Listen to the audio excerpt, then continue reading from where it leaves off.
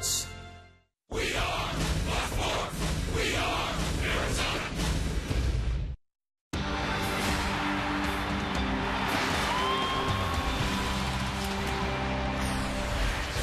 A little home cooking has been just the ticket for these first-place Arizona Diamondbacks, widening their lead atop the National League West. And today at Chase Field, looking for a sweep of the team that's right behind them in the division, the Colorado Rockies. Arizona Diamondbacks baseball is brought to you by Sanderson Ford.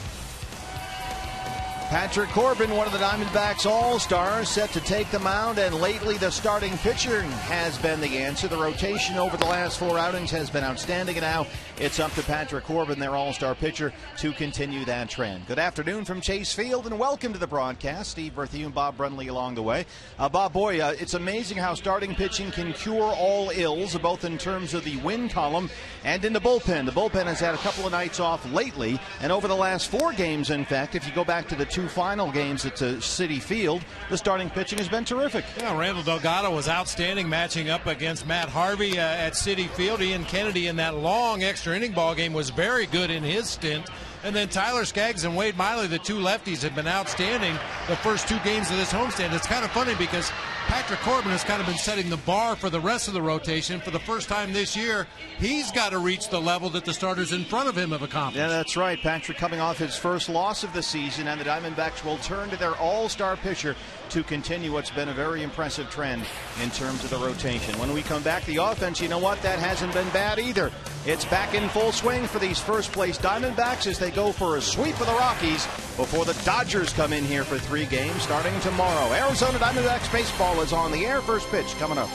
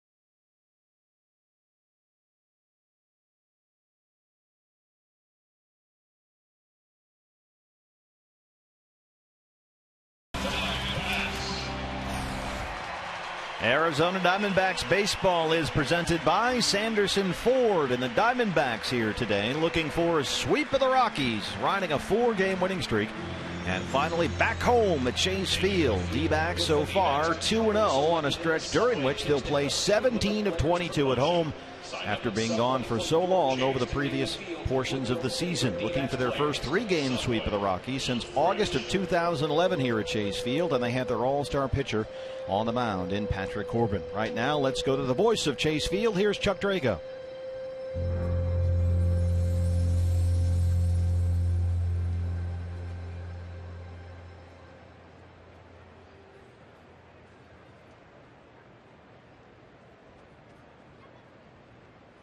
Ladies and gentlemen, at this time, we ask that you please rise and please remove your hats. Please direct your attention to the field as we honor the United States of America and pay tribute to our veterans, active duty, and retired men and women of our armed services. The Arizona Diamondbacks and the Colorado Rockies invite you to join in the singing of the Star-Spangled Banner, performed by Jennifer Benson. Oh, say, can you see by the dawn's early light what so proudly we hailed at the twilight's last gleaming, whose broad stripes and bright stars through the perilous fight o'er the ramparts we watched were so gallantly streaming,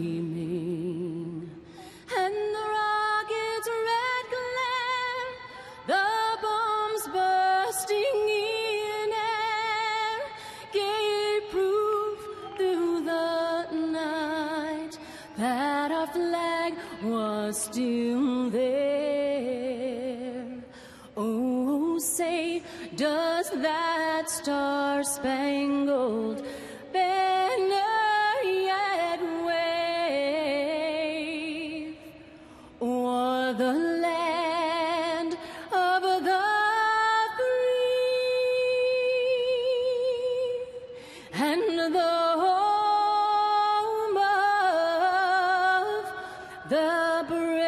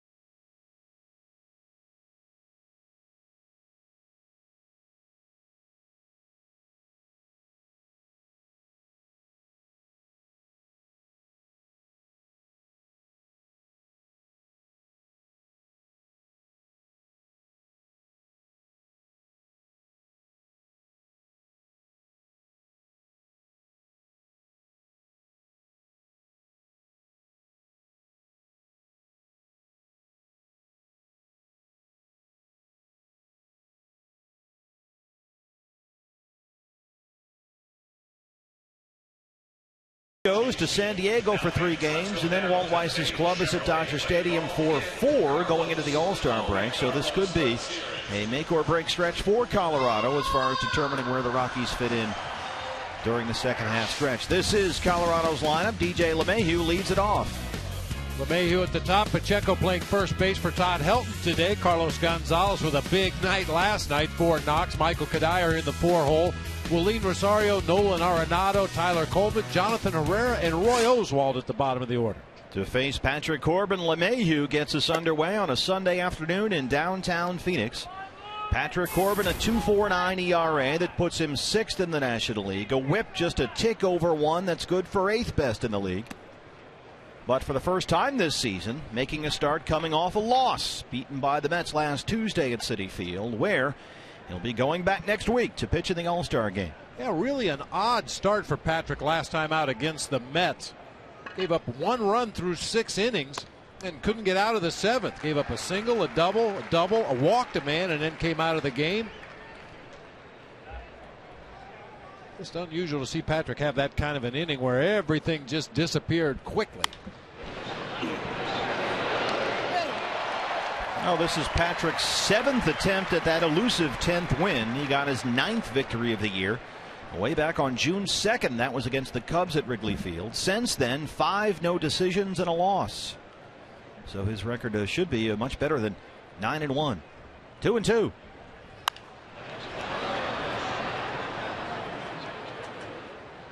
DJ LeMahieu had the night off last night, 0 for 4 in Friday's series opener. He's at 287 on the year.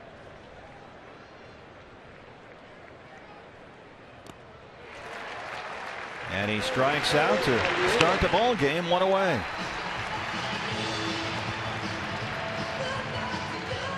Defensively, a couple of guys getting off days today, notably at third and short.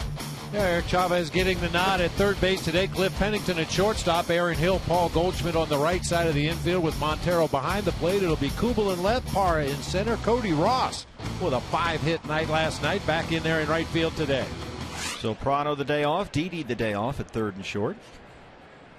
They were having some fun with the Baxter's hat in the dugout just before the game, the giant Charlie Brown hat. Everyone was trying it on. Gerardo Parra, it's about, well, roughly 9 times the size of Parra's head. Yeah. Jordan Pacheco down 0-1.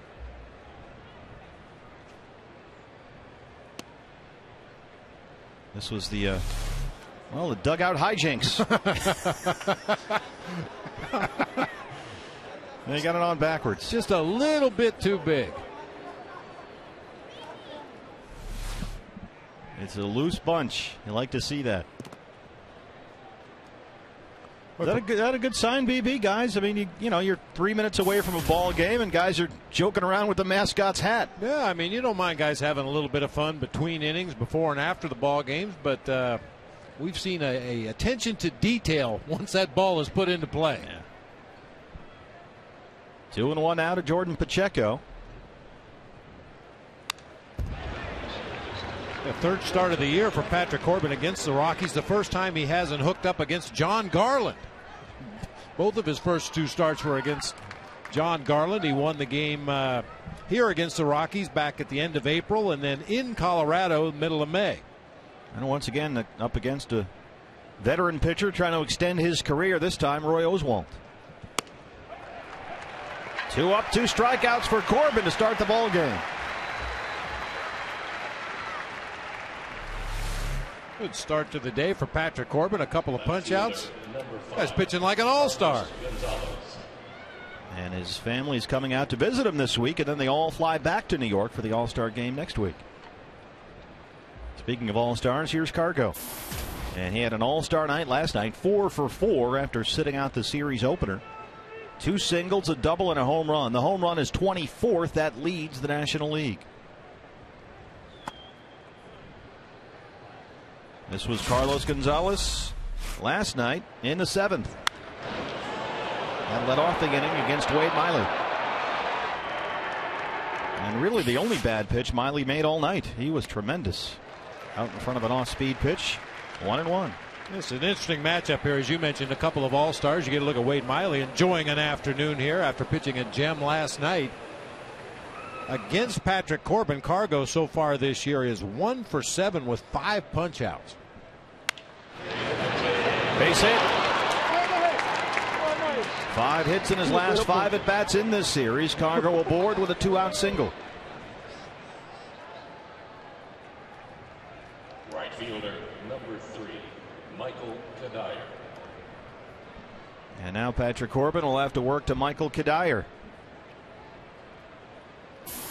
Kadire at 341 on the year, 2 for 7 in the series so far with a double. Kadire actually followed Cargo's home run in the 7th last night with that double, and then Miley set down the next 3 to get out of the 7th.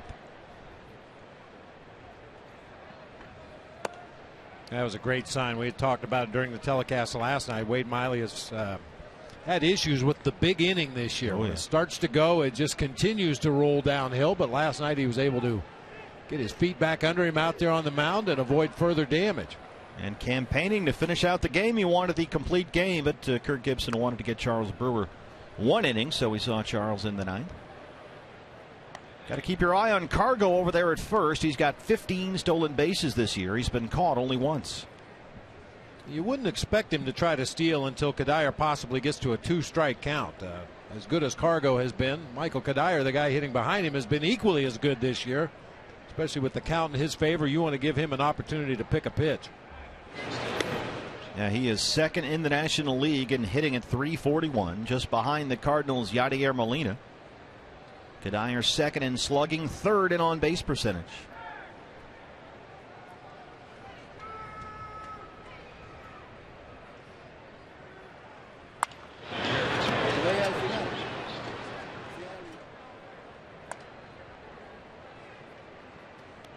Been quite a story at age 34, long time. Minnesota Twin. Last season he had 260. He's in here today at 341.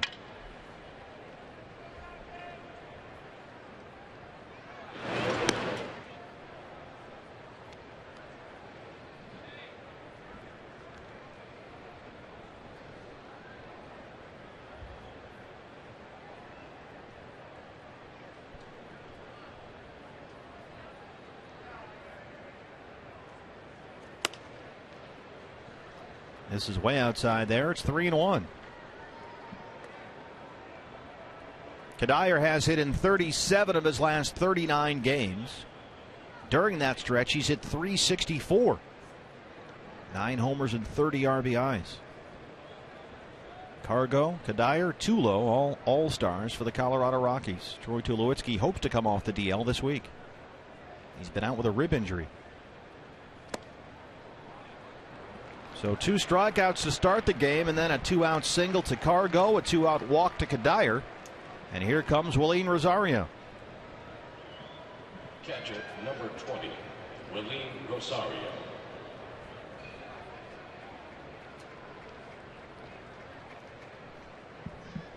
Rosario, good power, 13 home runs. He's in there at 273.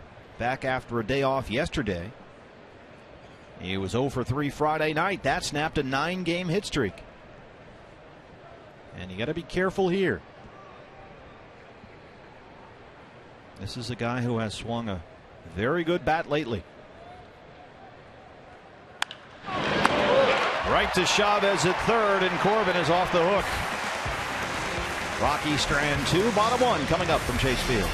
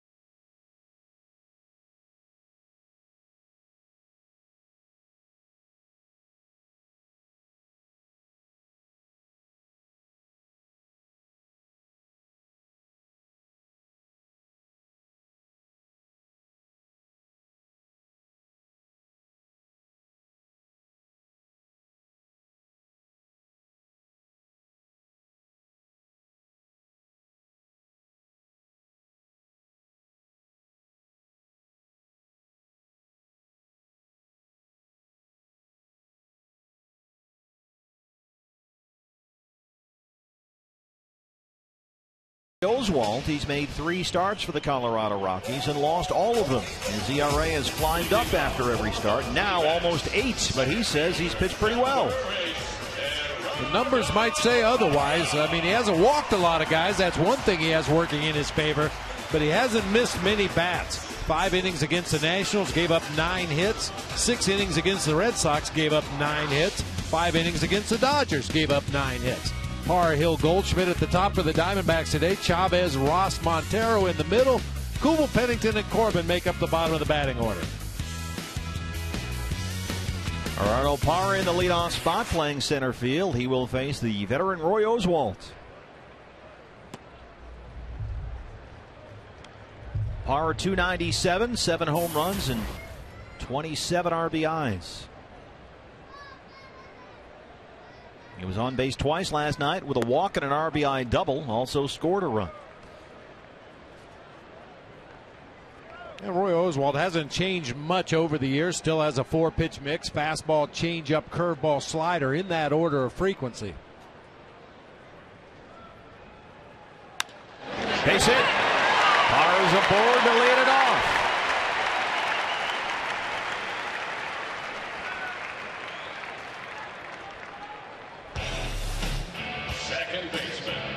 Nice piece of defensive hitting right there. Got fooled a little bit, but kept his hands back. Just flipped that ball over the head of Arenado at third base, who was drawn in protecting against a bunt. And now the fun starts.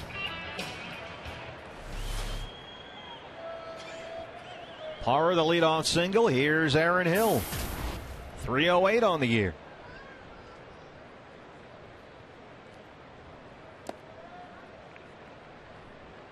Aaron so far 3 for 7 with a pair of RBIs in the first 2 games of this series.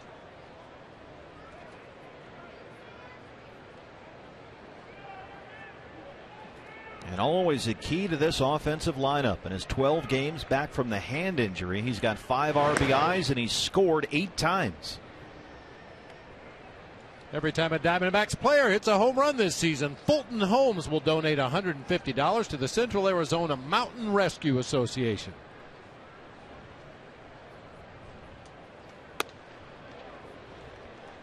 Walt Weiss says he thinks Roy Oswalt has a lot left to give. Says Oswalt has pitched a lot better than his lines would indicate. He likes what he's seen so far from the veteran in terms of the velocity and the action on the pitches. And Oswalt agrees. He says he's had a couple of bad innings, maybe a little bad luck, but he's in a good place. Feels like his fastball velocity is still the same it's always been. Bluffed by Rosario, and Parra's back. In each of his 3 starts this year for Colorado, Oswalt has allowed 9 hits and given up at least 4 earned runs. But he has had the strikeout pitch working. He had 11 Ks against no walks in his Rockies debut. That was June 20th at Washington. And then 5 strikeouts in each of his next 2 starts. Paul Goldschmidt on deck, the National League's RBI leader.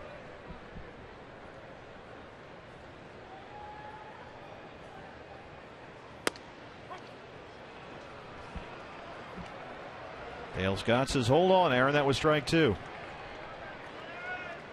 Oswalt will play fast and loose with that stop out there out of the stretch position. He will glide right into his delivery sometimes. I think Kirk Gibson is getting on Dale Scott behind the plate already, pointing out that Oswalt is right on the line. There goes Gerardo Parra up the middle. Herrera makes a diving play. And they double off Parra quickly. 2 outs. Bad luck for the Diamondbacks.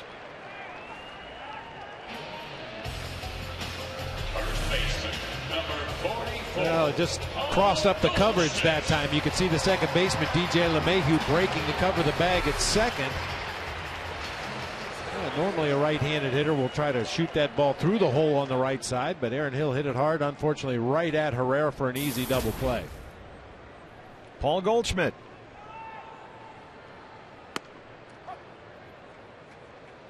There was a pretty good stretch of time in the early 2000s from 01 to 08 where Roy Oswalt was one of the best pitchers in the game.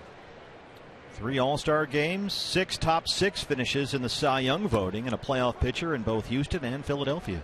Yeah, from 01 to 08, he led the majors in wins with 126, was second in ERA with a 3.14, had 168 quality starts. Only Mark Burley had more of those, and was 6th in strikeouts over that time period. Let the velocity down a little bit on the fastball. He used to consistently pitch in the mid-90s, occasionally touching the upper 90s. He usually works right around 90 now. He rings up Goldie. That ends the first. We're through 1. Rockies and Diamondbacks, no score at Chase Field.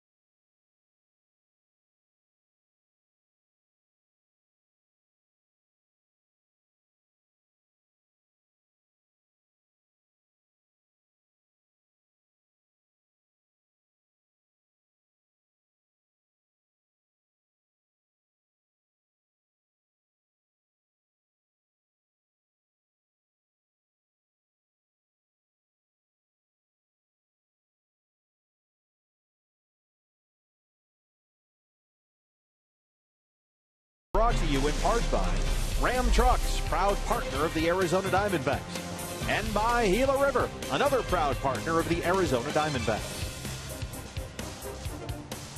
Back home in the Valley, no score through 1 as the Diamondbacks try and sweep the Colorado Rockies before welcoming in the Los Angeles Dodgers. Big series, BB, Monday through Wednesday. It's going to be big time. You see Puig, the whole thing. Bench clearing brawls, Puig mania. Who knows what's going to happen? Got to be here. Nolan Arenado leads off the second. Patrick Corbin started well, 2 quick strikeouts, but then gave up a single and a walk before Willeen Rosario hit a rocket down to Chavez at third that Xavi caught to end the inning. Strange inning there from Patrick Corbin in the first. Couldn't have started better, and then a little rocky. Yeah, we're a little spoiled with Patrick Corbin. We're so used to seeing him be right on top of his command right from the first pitch of the game. Nasty back foot slider there for a swinging strike. That's 3 strikeouts for Patrick Corbin, 1 away here in the second. Yeah, I guess everything is relative, but for Patrick Corbin to see him miss the strike zone with 2 consecutive pitches seems like he's wild. Number 21, It's true. Tyler Colvin. Tyler Colvin. Another tough matchup for Walt Weiss. He has to play Colvin in center field against a left-hander. And this has not worked out well for Colorado so far. Colvin is 1 for 5 in the series.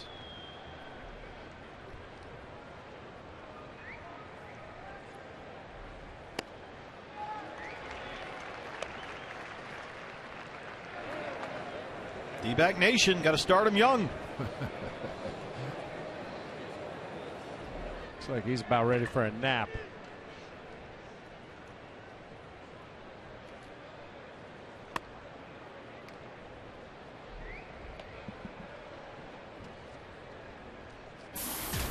Colvin at under 170 on the year, does have 3 home runs, got a little bit of power. But he has just not hit this year. Well, you can see just this at bat so far against Patrick Corbin. 3 pitches, all fastballs. He swung at 2 of them and been way tardy. And this is a guy who last year for the Rockies played essentially full time, hit .290 with 18 home runs. Just has not been able to find it yet this season. 4 strikeouts for Patrick Corbin, 2 down in the second. We mentioned the big matchup with a division rival, Dodgers fans. That starts tomorrow right here at Chase Field, so be sure to join us. This is going to be a big series. Monday through Wednesday, all games 6:40, and great lower level seats are still available for you. So call now at 602-462-4600 or log on to dbacks.com/tickets and join us for D-backs and Dodgers, where you just never know what's going to happen. The Dodgers. Jonathan Herrera.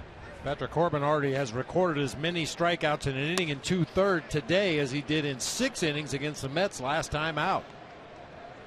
Funny, he's got the kind of bulldog personality that, you know, after giving up the single and the walk in the last inning, Goldie, go get it. That's an all-star play for America's first baseman. Bottom 2 coming up.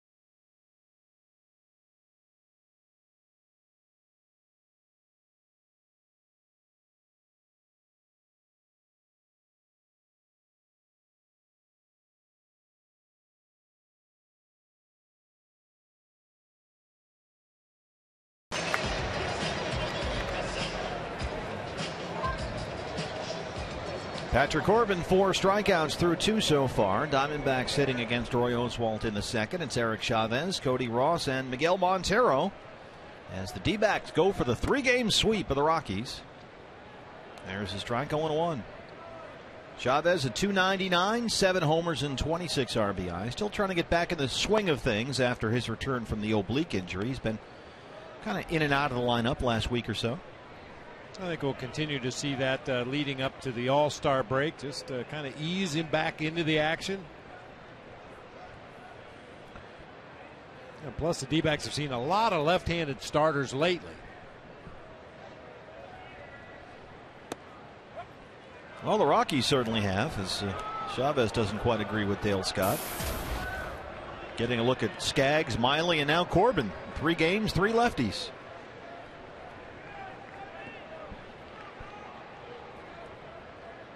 There they are. Chavez, base hit. That one gets down in the gap in right center, and Chavez will take the turn. He heads for second, and he's in there. Leadoff double for Eric Chavez, his 9th double this year.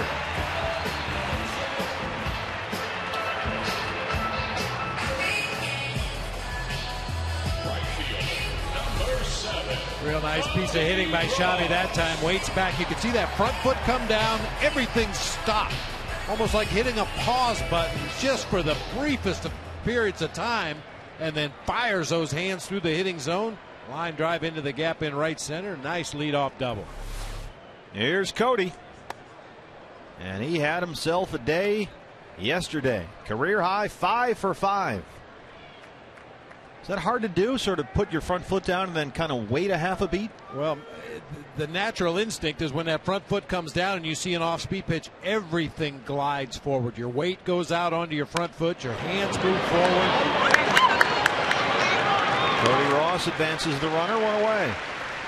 But the guys that are able to get that front foot down and keep the rest of their body and their hands back. Watch him just pause as his foot hits the ground right there, and then everything just kind of stops for a second as he recognizes the off-speed pitch, and then fire your hands. Great piece of hitting by a veteran that's been doing it for a long time. So Shabby at third, one away, and here is Miguel Montero. 227, now 6 home runs after his shot last night right to the State Farm side in right field. That was a day saver for Miguel Montero. He'd had a rough night up until then, 0 for 4 with a couple of punch outs, but went home happy after that 3-run bomb in the 8th. This is Miguel Montero last night, 0 for 4, and it became 1 for 5.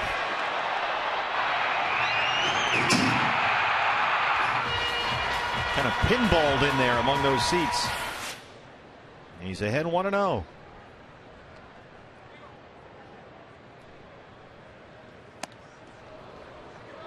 When that pitch was right in his happy zone. Down there around the bottom of the knees on the inside corner of the plate, where all he has to do is just drop the barrel of the bat on the ball. Has a little more trouble with pitches up and out over the plate, especially those guys that can rush it up there with a little extra giddy up. And you saw the way that ball tailed away from Miguel Montero. That's a little bit about what Walt Weiss and Roy Oswalt were talking about. They still like his stuff. It's still live. Drops it in there, 1-2. Although let's see how Dale Scott's doing here. And again, tailing away from the lefty. The umpire says it just did catch the black.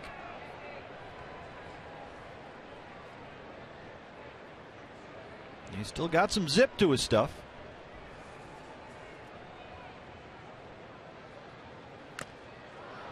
Got a piece of it. Rosario hangs on. Foul tip. There's the strikeout. That's the second strikeout for Roy Oswalt. And now there are 2 down for Jason Kubel. Once again, an elevated fastball up in the zone. It's tough for a lot of lefties to catch up to that pitch. You rarely hear it said about a left-handed hitter. He's a good high fastball hitter. Almost exclusively lefties handle that ball down so much better. I'm not sure the exact reason, just the anatomy of the swing from a left-handed batter seems to handle that low ball so much better.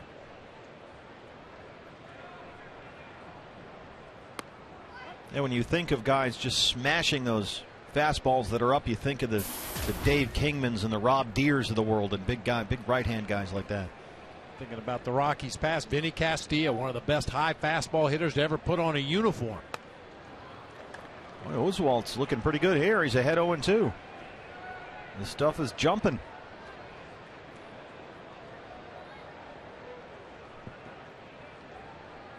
This is his 4th start since coming back to pitch. He works well on his own schedule these days at this portion of his career, generally coming in and beginning his season somewhere near the midpoint.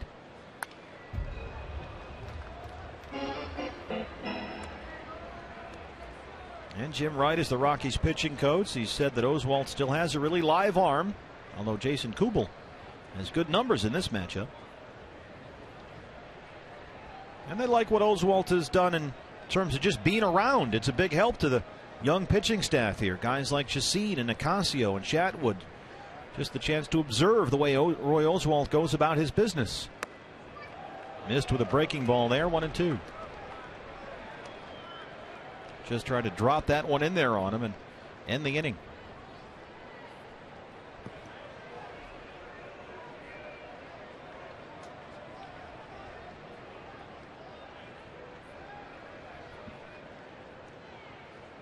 He says his fastball velocity is the same as it's always been. He averages just under 93 with it. Bounces that one. Here comes Chavez, and he will score. We've seen it all series long, Bob. Willie Rosario is back there. And Oswalt may be shaken up. He's limping off at it. Yeah, he looks like he's done.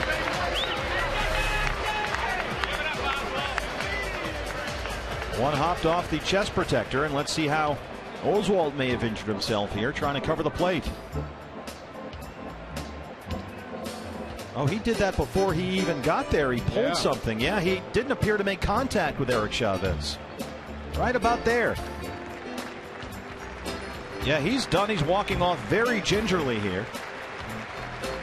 And so Roy Oswalt's day after the wild pitch scores the game's first run will end after 1 2/3. His leg's not supposed to face that way.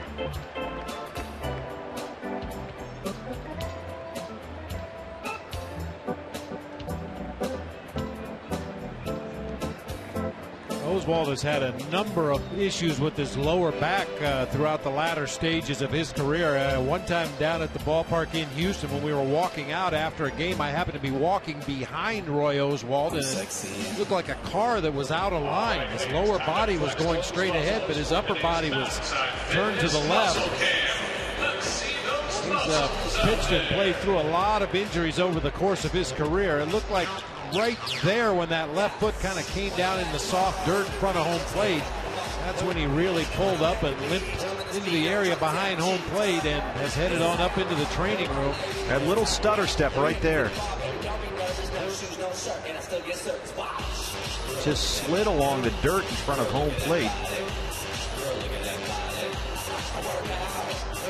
In any case, the Rockies pitching staff, which was already in need of help, that's why they brought Roy Oswalt in the first place, loses Oswalt, and we'll have a pitching change here. We'll take a break from Chase Field. It's 1-0 Diamondbacks.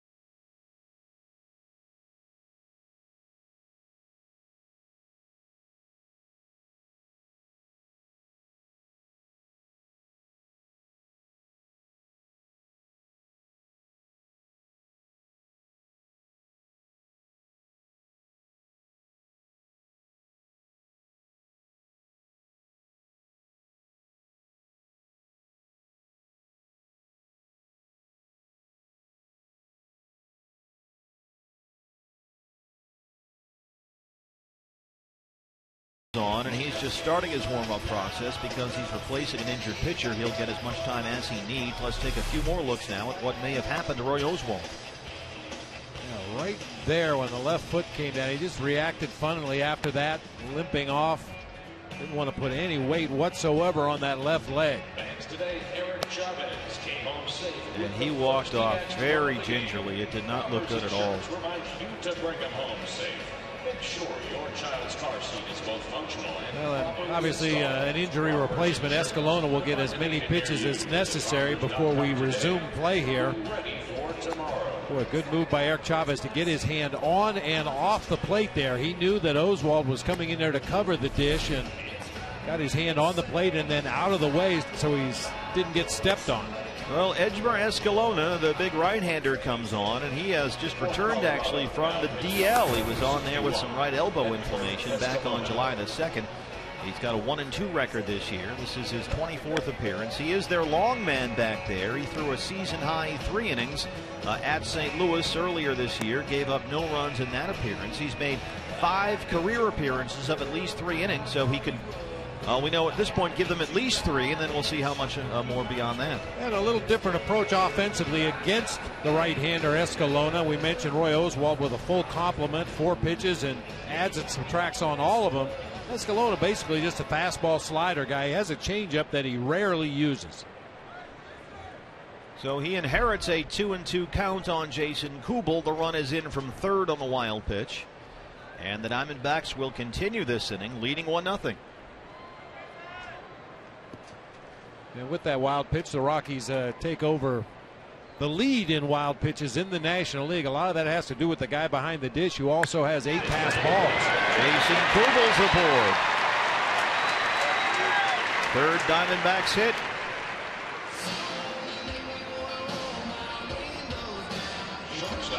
Now we saw it a number of times in the series opener Friday, Bob. Belin Rosario has been a defensive adventure back there. Well, he's been a defensive liability for the Rockies. He swings a really good bat. We kind of speculated that if indeed Todd Helton decides this is it for his career, wouldn't surprise me a bit to see Rosario move out to first base. He has all kinds of problems back there behind the plate. In case you're wondering, that hit is charged to Roy Oswalt. And now it's Escalona's line. Cliff Pennington, the shortstop today, and they're at .230 on the year. A homer and 15 RBIs.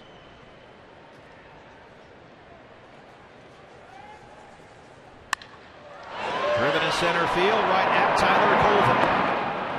And that ends the inning. But the Diamondbacks get a run on an Eric Chavez double and a wild pitch. It's 1-0, headed for the third.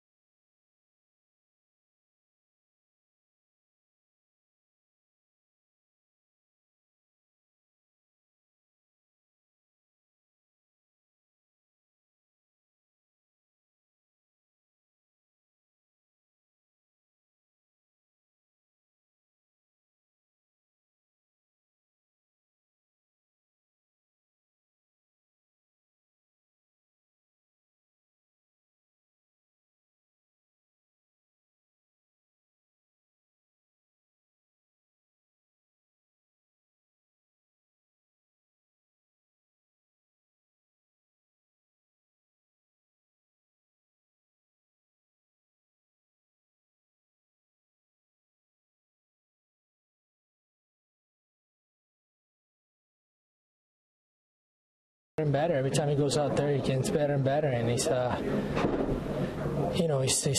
he's fun to catch him. It's really fun to catch him because every time he goes out there as a catcher, I know he's going to give us a good chance to win because he's that good.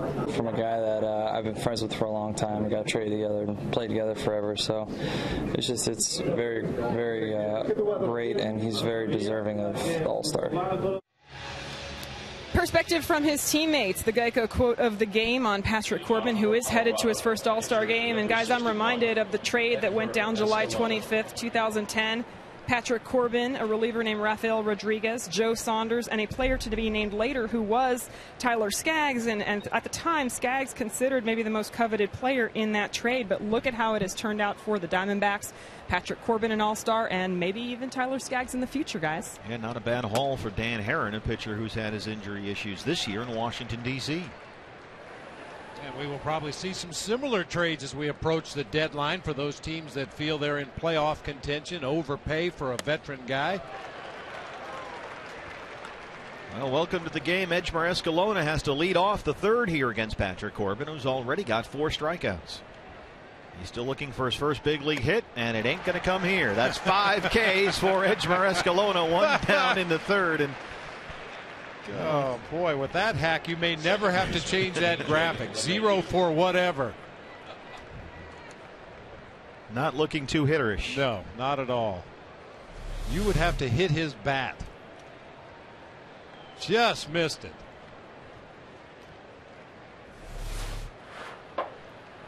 Dante Bichette may have to step in a few lessons. He doesn't want his fingerprints on that. DJ LeMahieu struck out to lead it off. That's up to the pitching coach. You take him out there during bunting practice and teach him how to swing a little bit. I'll work with the hitters. Roll to first. Paul Goldschmidt will flip to Patrick Corbin, covering. 2 quick outs for Patrick here in the third. The Diamondback All-Star selections, Paul Goldschmidt and Patrick Corbin hooking up on that play. First baseman Jordan Pacheco. Obviously, we're a little biased, but certainly the numbers would say they both absolutely deserve to go to the All-Star game. But what I've been pleasantly surprised with is the feedback we've heard from other players around the National League talking about these two guys. Well, I think for me, these guys were no-brainers. Yeah. It would be hard to defend not selecting either of them. And it's good to see. The Rockies, the same thing with the Rockies selections. Sure. All those guys deserve it as well. So you hear a lot about East Coast bias, and I know the voting is very complex now. It's not all just the fans. The players have a vote. The manager has a vote. The president of Belgium may have a vote.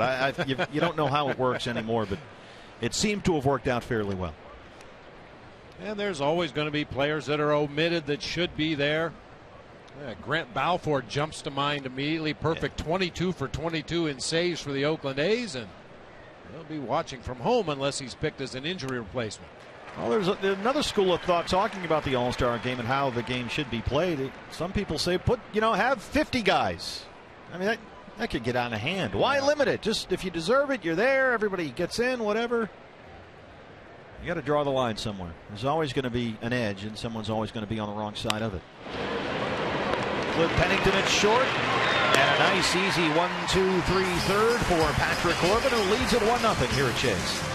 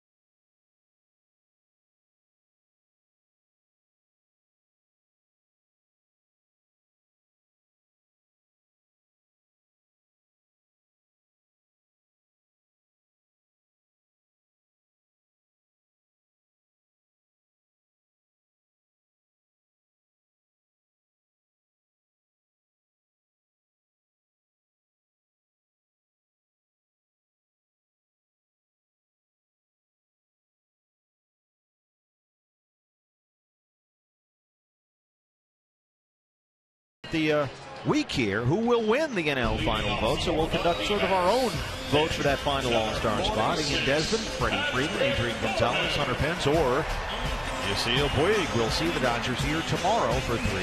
Don't forget the MLB All-Star game, July 16th only on Fox. So tweet your vote to @FoxSportsAZ.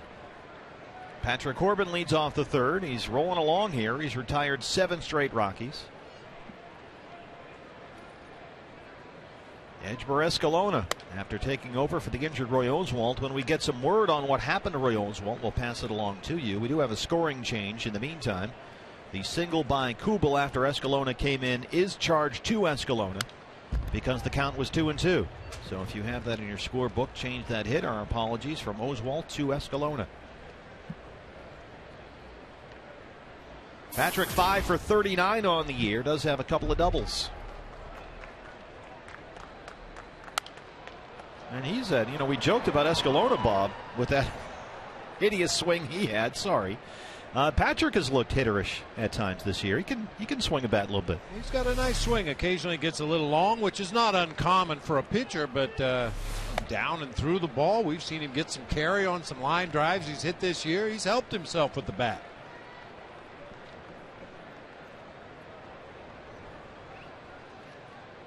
Somebody's going to throw him an off-speed pitch on the inside part of the plate, and he's going to hit a homer before the year's over. Well, you tried. I tried. Might not be today, but in one of his starts before this season is over, he's going to pull one to right field.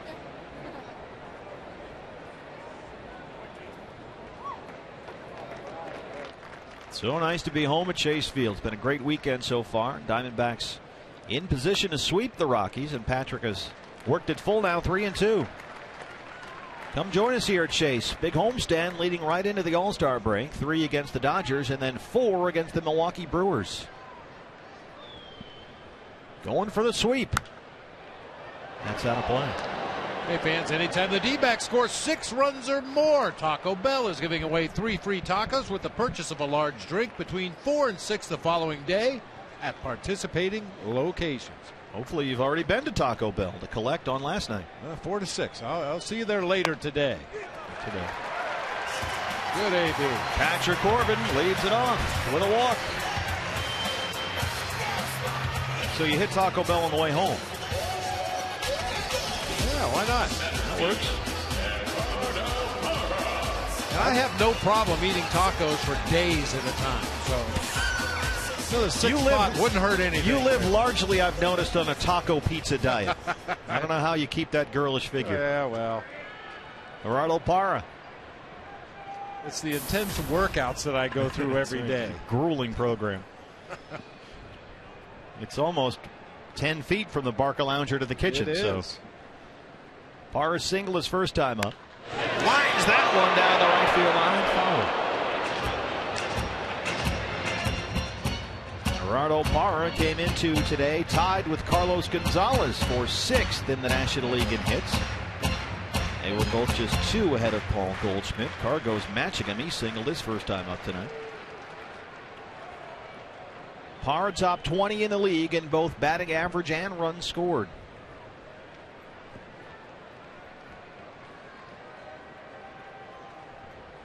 Trouble looms. That one will get through into right. Patrick Corbin will stop at second base. Dyer did a good job getting over there to pick it up. Diamondbacks have first and second, no outs to start the third. Yeah, if Corbin didn't have to hold up and let that ball get through into right field, he probably goes first to third on that base hit. We've talked about Patrick before. He's such a good athlete. I think it's from that basketball background. Great body control, had to hold up just momentarily. Still had thoughts about going to third base, but wisely decides to drop anchor right there as Dyer got to the ball quickly. That's right, the pride of Clay, New York. Went to high school in Syracuse, big basketball player there. Aaron Hill. Aaron Hill hit one up the middle, a ball on which Herrera made a nice diving play to double off Parra at first.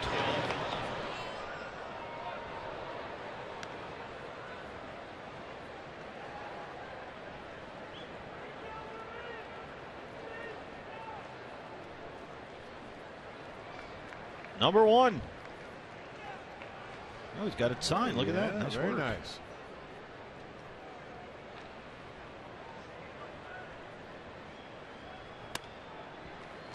Aaron Hill has played 12 games since he sat out 63 with that left hand fracture. 12 games back, 10 starts, and so far he's hit .310 since he returned to the lineup. A lot of loud outs, too. Yeah, he's hit absolutely. some balls right on the butt. That great pull power. Anything inside, they're going to go away here. Got it up and in, missed there. 2-1. He will just pull it down that left field line.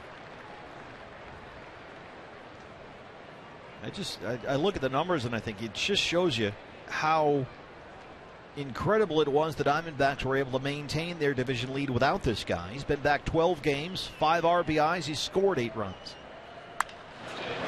Lifts that one in the air to right to Dyer near the line, and that ball is foul. Just drifted a little too much. Now this team really has been remarkable. Without Aaron Hill, without Eric Chavez, with a gimpy Jason Kubel and Cody Ross early in the season. All the blown saves and the bullpen issues, and rotation issues for the last month, they have found a way to hang on to that lead, and not only hang on, actually extend it now up to 4.5 games. 2-2.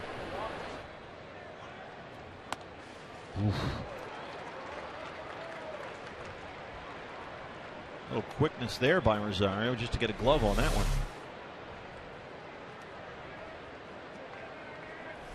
Might have caught that. It was already behind him. Yeah. It's full 3-2 to Aaron Hill.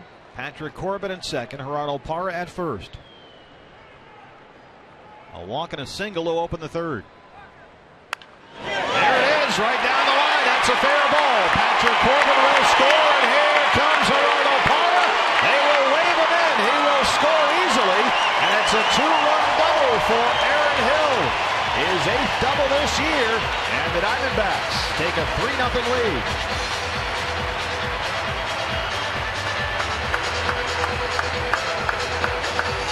Usually when Aaron Hill is driving in runs, it looks just like that.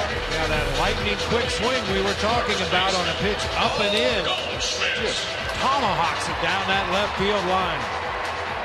It keeps his head right on the ball. Those fast hands through the zone. Parr got a great read over there at first base. Motors all the way around to score. Still nobody out. Here's Goldie. Struck out his first time.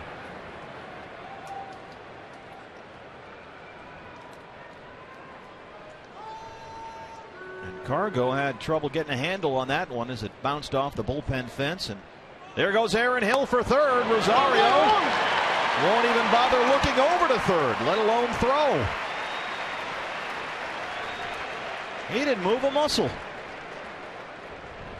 You know, sometimes the runner gets such a big jump. Look at that. He's off and running before Escalona even picked up his front foot to throw the ball to the plate. I mean, that's a smart move by Rosario. Why risk a bad throw on a chance at third base that is going to be very, very slim? And Arenado wasn't even within 20 feet of the bag there. I mean, even if he had wanted to make a throw, Arenado was a whole other area code from third base.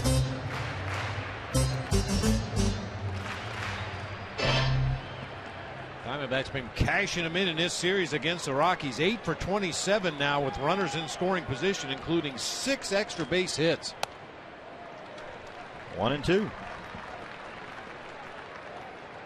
Watch the third baseman Nolan Arenado after this pitch. We'll show you this stolen. Look at this. Look how far away he is from the bag. There's the jump. I think even Arenado realized there was not going to be a play at third. He didn't want to leave that hole open on the left side. That one gets down the left field line. Aaron Hill will score. Paul Goldschmidt wheels up into second, and he's in there. His 21st double and the 74th RBI for the National League leader. It's 4-0 D-backs.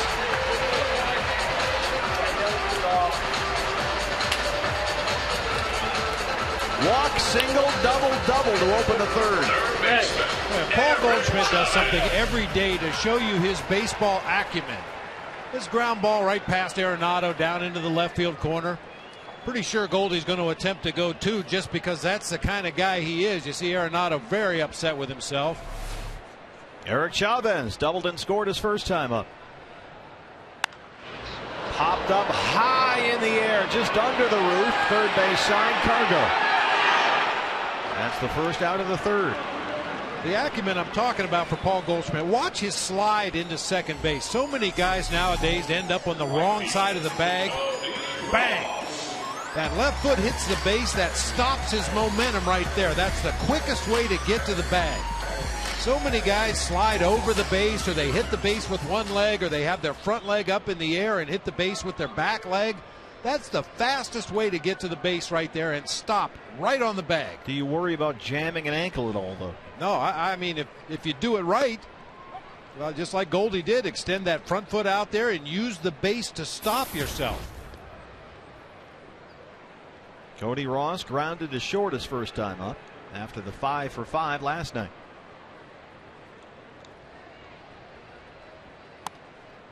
Now 74 RBIs for Paul Goldschmidt to lead the National League.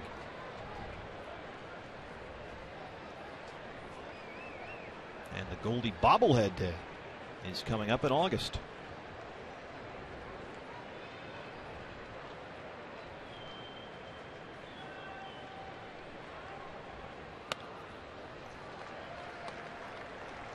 Three things you need to know about Cody Ross. Got a cup of coffee with Cody coming up soon, about 3 weeks or so.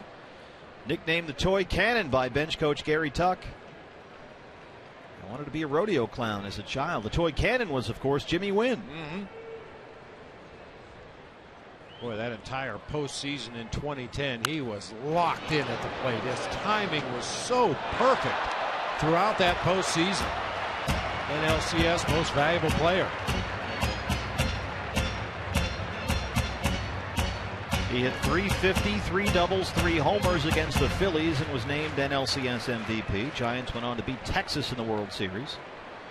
Cody's postseason that year, .294, 5 doubles, 5 homers, 10 RBIs in 15 games.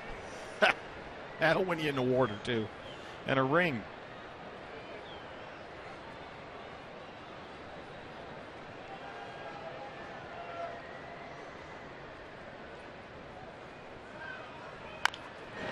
That one is a high, slow chopper. Arenado charging in, makes a nice play on it. Goldie has to stay put at second base, 2 down.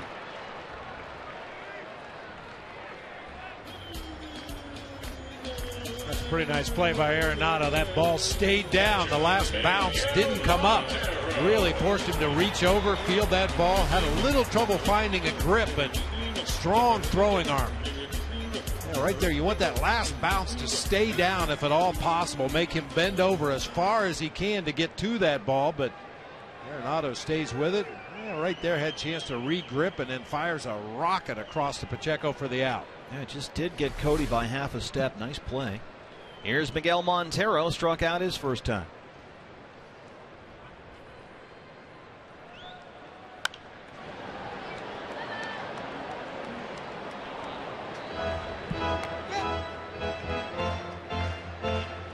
Diamondbacks, 1 in the first and now 3 here, 1 in the second, pardon me, now 3 here in the third.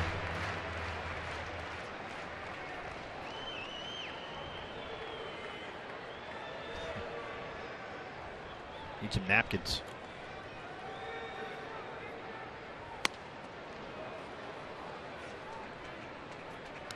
Well, Miggy's a free swinger up there these days. He's not getting cheated. Maybe too much for his own good. You will occasionally see that happen. A guy that doesn't hit a lot of home runs hits one and all of a sudden tries to hit him every at bat after that. Drives that one to Colvin in center. Right at him. But the Diamondbacks get 3 in the third. Aaron Hill, a 2-run double, a stolen base. He scores on the Goldie double, and the Diamondbacks lead it 4-0 through 3.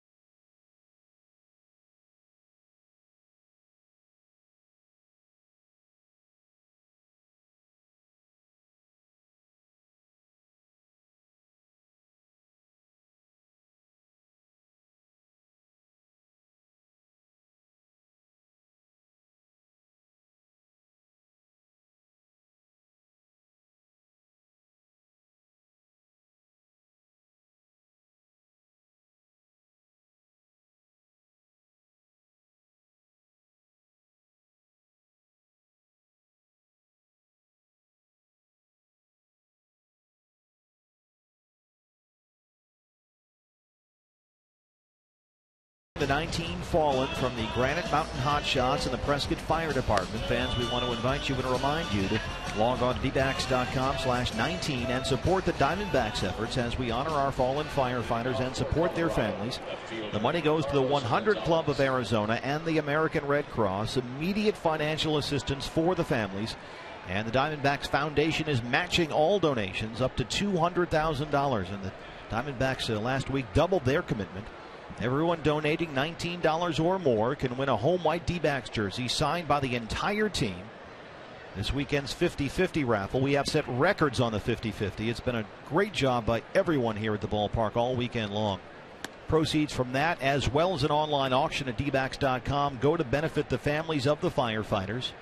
The jerseys the Diamondbacks have been wearing this weekend, the actual game-worn jerseys, will all be auctioned off online.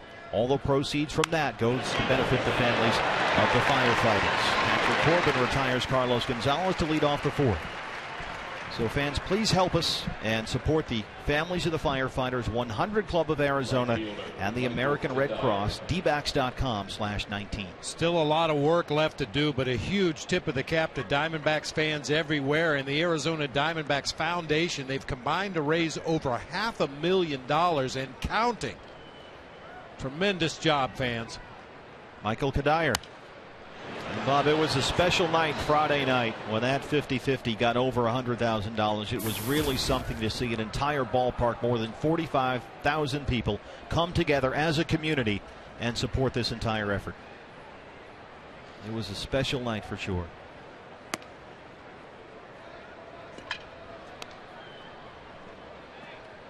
Kadire walked his first time up.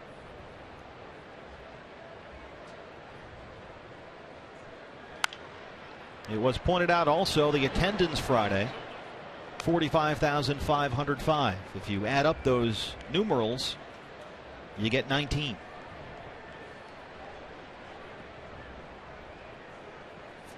One and two. Kadire is no easy out. Patrick Corbin has 5 strikeouts. He has walked 1, given up 1 hit. A single by Cargo in the first. He has set down the last 8 in a row. Misses there, 2-2.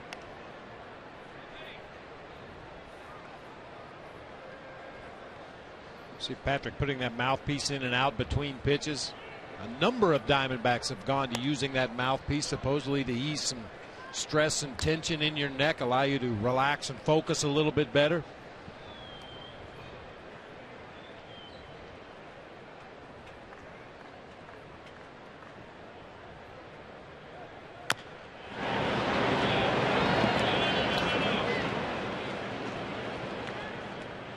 I never wore one of those mouthpieces, but I'd have to get one that's flavored. Just a piece of plastic chewing around your mouth. What do you want? Cinnamon, lemon, lime? Yeah. Pizza flavored. Pizza flavored, sure. I got you a bacon flavored mouthpiece. There you go, bacon. There you go. Bacon. That works with everything. Bacon. Gerardo Parra making sure that little guy has a souvenir.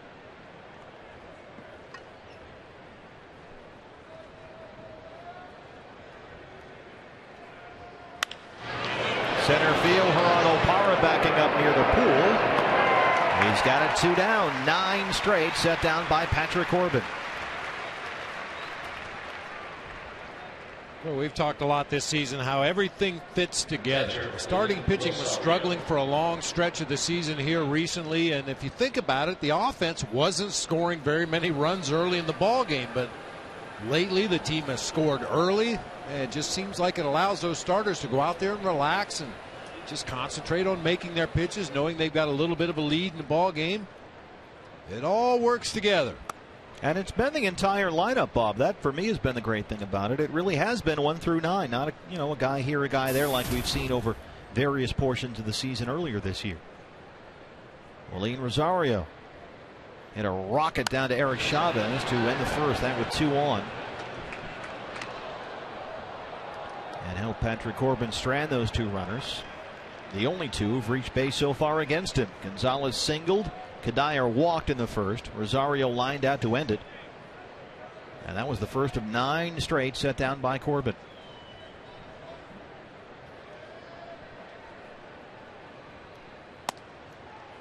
Ooh, just missed there.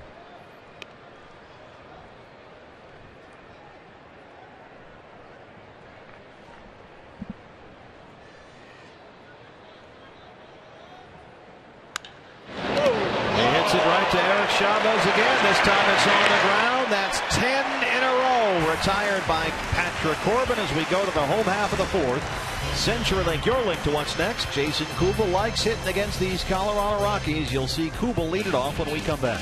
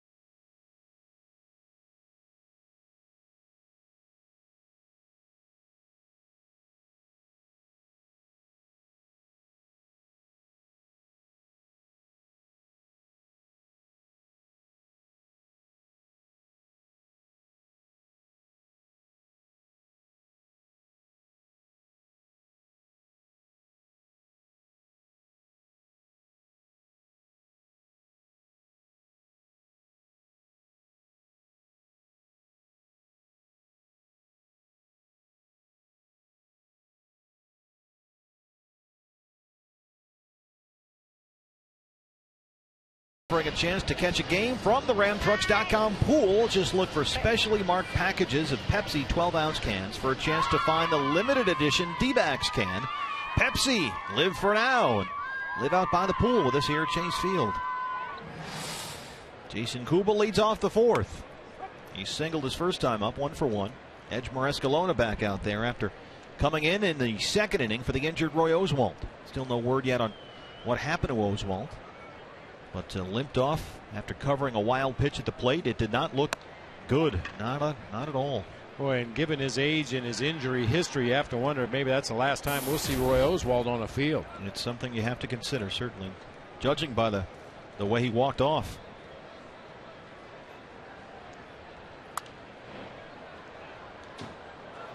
Considering that, and also, Bob, as you mentioned, Oswalt 35 years old. He'll turn 36 in August. Josh Outman warming up with his high stirrup socks.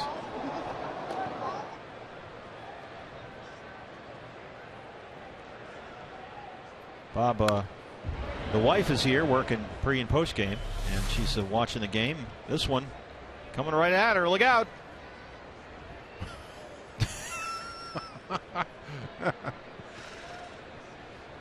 You might need a new pre and post game producer also. Brian, a little shaken up in there.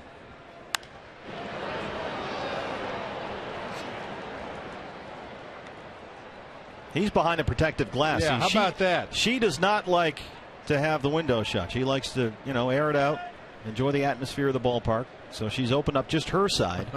Brian is sort of like the hockey guy, the guy that sits behind the goalie, the goal judge. He's back there, hermetically sealed.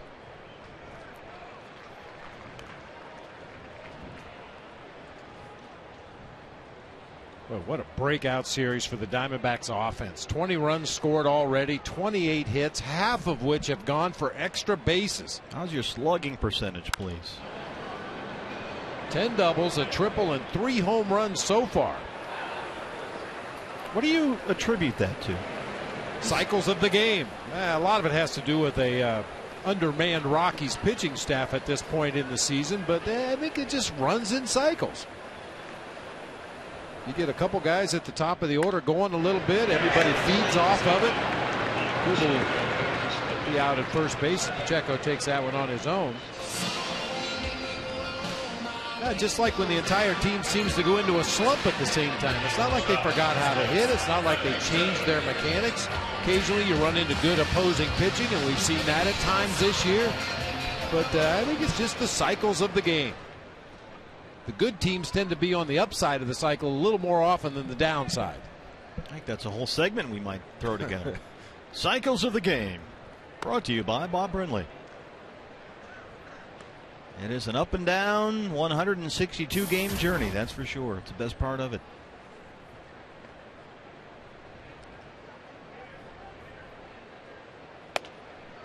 Cliff Pennington has hit in 3 straight. In fact, Penny has been the Diamondbacks' extra innings hero this season. And if you need extras, call this guy. He's gone 8 for 11 with 3 RBIs in extra innings this year. And that's nuts. 8 for 11. That's clutch at bats right there. Yeah, he's kind of the individual embodiment of the entire attitude that this Diamondbacks team has in extra innings. They just refuse to quit. They refuse to give away at bats. He had a walk-off against the Cardinals in the opening series, a walk-off against the Rangers to win that second game of the doubleheader. And on Thursday against the Mets in the 15th. After they scored 1 run in each of the 2 previous innings, that was the one that stuck. Brad Ziegler came on and saved it, and it was on the plane to say goodbye to that 10-game road trip. Yeah, Pennington with his offense and Josh Colmenter with his pitching in extra innings. Penny, Pacheco smothers that one at first. He'll flip to Escalona covering. And that's the second out. Nice play there by the Rockies defense. The fight doctor got on top of that one. Hey fans, play Kachenko by signing up at one of 16 interactive kiosks right here at Chase Field during any Arizona Diamondbacks regular season home game. You'll walk away with a signed game piece and a chance to win a valuable prize. Here's Patrick Corbin, walked and scored his first time up there. Pacheco keeping him busy. He's been involved in all 3 outs in this inning, and that ends the 4th. We're through 4. Diamondbacks lead it 4-zip.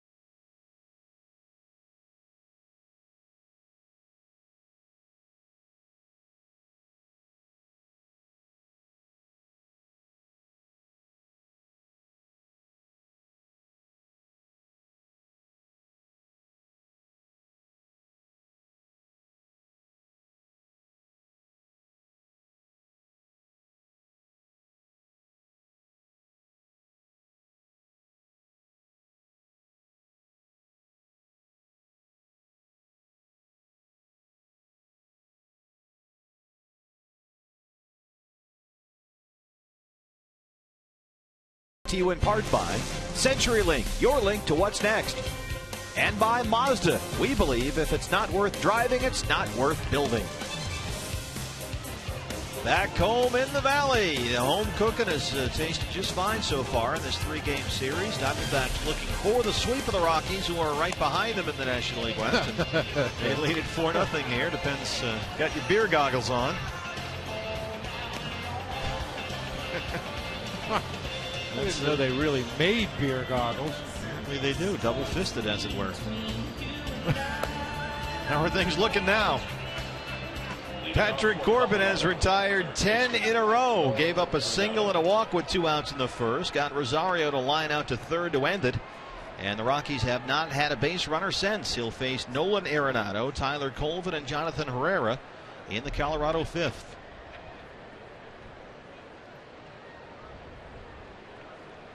Hey, congratulations in order to David Holmberg of the Mobile Bay Bears, minor league pitcher of the month for the Arizona Diamondbacks. David went 3-1 with a 1.75 ERA, held opponents to a 1.64 batting average. Nice going, David. And that organizational depth, we've seen it just in the last 4 starts, has been critical for the Diamondbacks. Arenado lifts that one, and Jason Keeble one away. Randall Delgado was outstanding against the Mets at Citi Field. Tyler Skaggs, fantastic against the Rockies here. So the Diamondbacks have dipped into that system when they've needed it most, and both guys have delivered big time here. And now you're kind of curious to see how this rotation, Bob, will evolve over the course of the season. Yeah, it's very interesting to see what this rotation is going to look like in the second half of the season. Maybe even in the month of September, some of those guys will be called up here and get to pitch some innings. Tyler Colvin, he struck out his first time. Corbin has struck out 5 and walked only 1. This is an amazing stat for me. In this series so far, Tyler Skaggs throwing game 1, Wade Miley last night, really good. And so far, Patrick Corbin dealing today. 38 of 75 plate appearances were 3 pitches or fewer. You mean like this one? Like this one.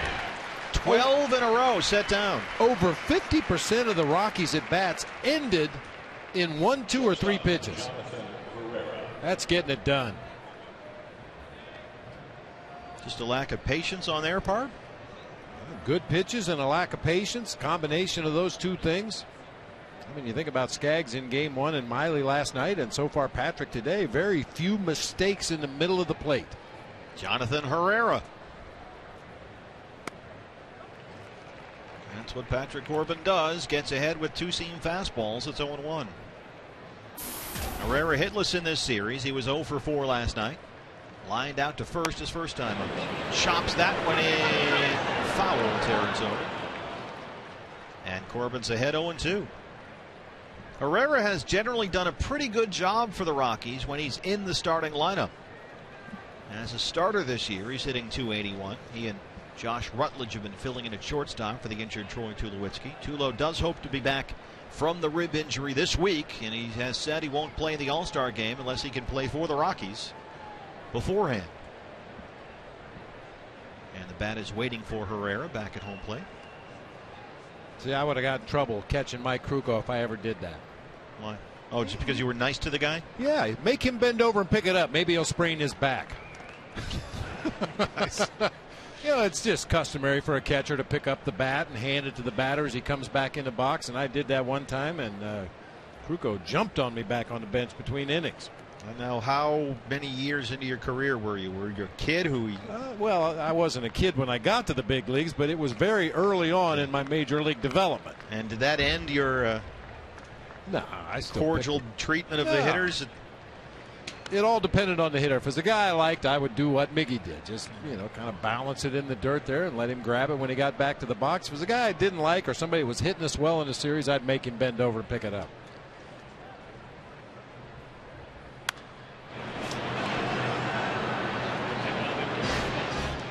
Well, nowadays, guy, they hand you the bat, they dust you off, they get you a drink.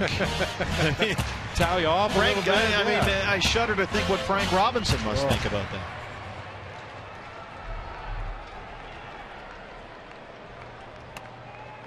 Just missed inside there, 2-2. A lot of good things to report about Patrick Corbin, but that pitch right there, his ability to pitch inside to right-handed hitters effectively. So many lefties just want to paint that outside corner, keep the ball away from righties, down and away, down and away, down and away. But Patrick Corbin will throw that fastball on both sides of the plate aggressively, not afraid to come inside. Yeah, that's what Miguel Montero has told us most impresses him about Corbin. He's got guts. He has no fear up there. And Herrera has just the second hit this afternoon for the Rockies. That ends a stretch of 12 straight set down by Patrick Corbin. Pinch hitting. And now Walt Weiss will hit for the pitcher. Lost Roy Oswalt in the second inning. Escalona filled in, and now Corey Dickerson will hit for the pitcher. Most fan-friendly beer in baseball right here at Chase Field. Get your beer for $4. Can't beat it.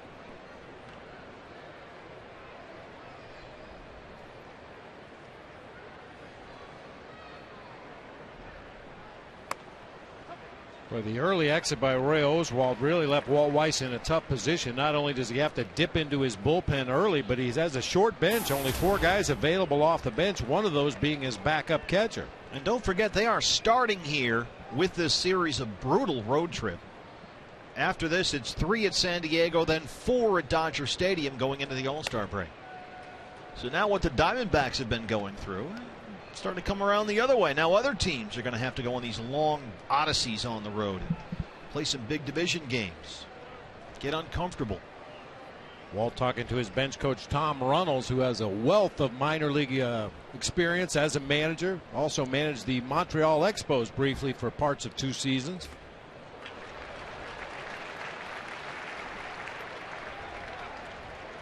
They are 0-2 so far on what is a 10-game trip.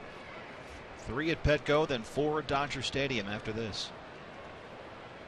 And they made it close. They got within striking distance of the Diamondbacks National League West lead.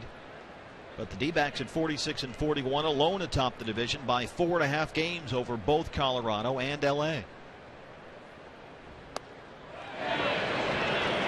Jesse Wentz is Dale Scott behind the plate. That's the 6th strikeout for Patrick Corbin. Will go to the bottom of the 5th. CenturyLink, your link to what's next. The top of the order for the Diamondbacks. They lead it 4-0.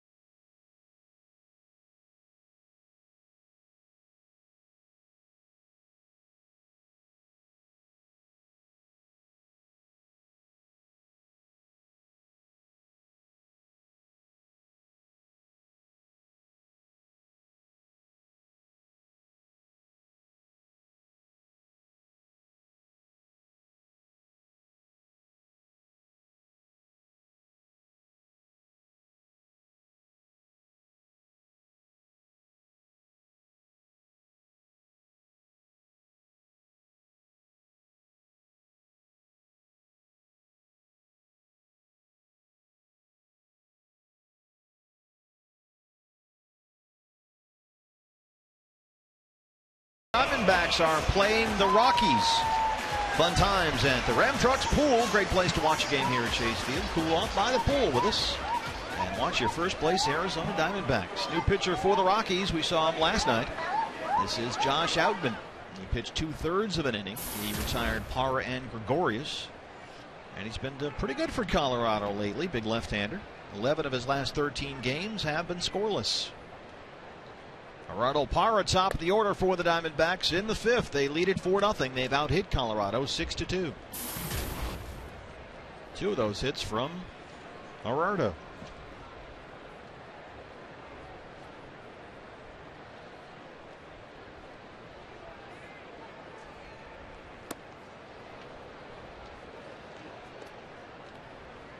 This is Gerardo Parra's 60th start in the leadoff spot this year. So far, he scored 42 runs batting leadoff.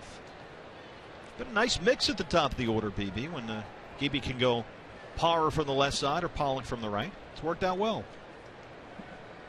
Neither guy the prototypical leadoff hitter, but so far so good there. Yeah, both have done a nice job filling that role. A.J. Pollock had a big game last night as well, even though he was hitless in his first 4 trips to the plate. Big double in the 8th inning. Well, and one thing, whichever guy happens to be in the leadoff spot, when Pollock plays, he's in center field. Parra moves to right, but you get great defense. Sometimes when you mix and match with guys at the top of the order like that, you lose something defensively. Not the case with these two guys. And AJ was terrific in the series opener Friday. Triple, a double, a walk. He scored 3 times. It's been a good combination at the top of the lineup for Gibby.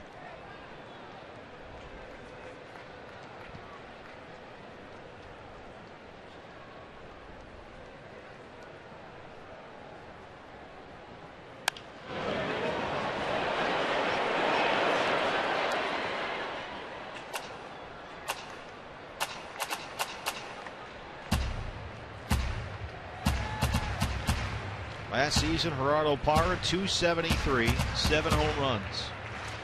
He started today, 297, 7 home runs already. He's having a career year. In center field today, that gives you great flexibility when so many guys can't play center field. For instance, Parra played winter ball this offseason and played center field throughout. 44 games in center. Strikes out there, 1 down to start the 5th.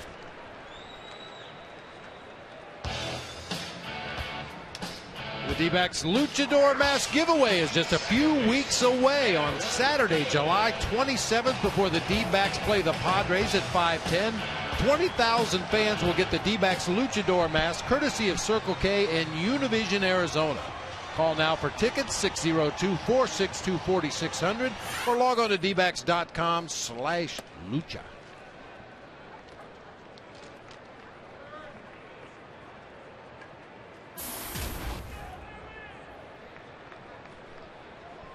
Aaron Hill had a 2-run double his last time up.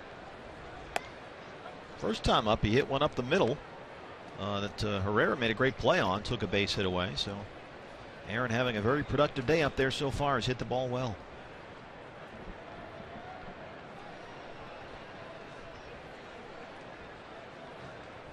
Down the line, that's a fair ball.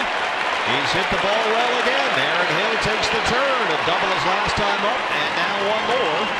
That's 9 doubles on the year for Aaron Hill, and the Diamondbacks have a 1-out base runner in the 5th.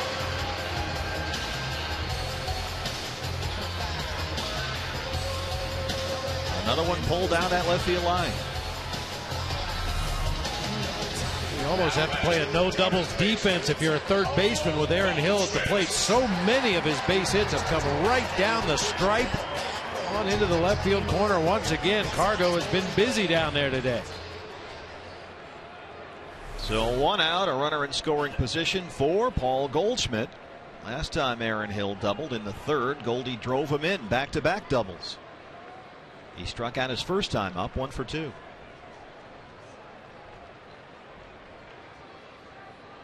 This feels like a home run. That's why Outman stepped off. He's kind of sensed it himself. The longer he holds on to it, the less chance Goldie has of hitting it. You want to pay somebody before the games to hide the baseballs then.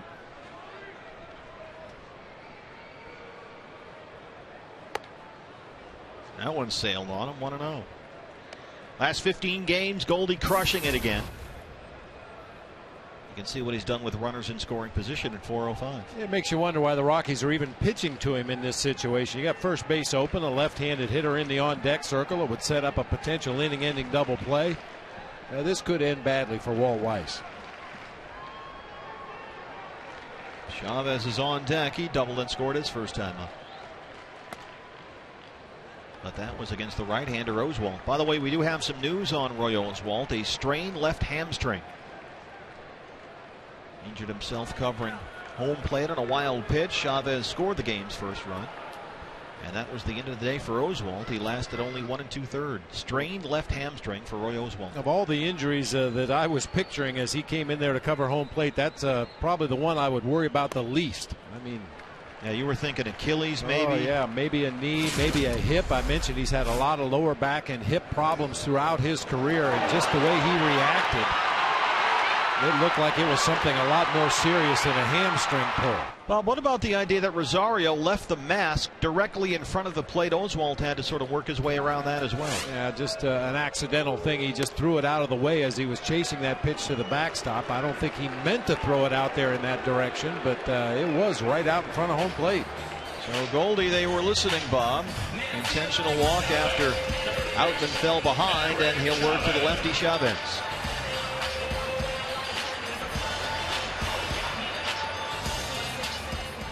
Eric doubled and scored in the second, flied out in the third, 1 for 2. He's hit safely in 4 of his 6 games since coming off the DL. Hill at second, Goldie at first. There's a ball 1-0, and now Rosario will take a trip to conference.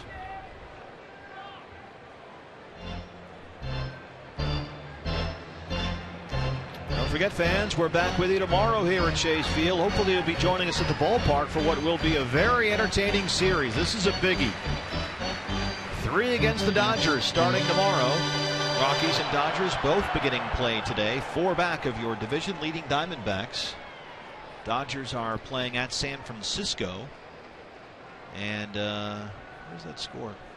Right now it's 1-1 in the 6th inning. Dodgers and Giants.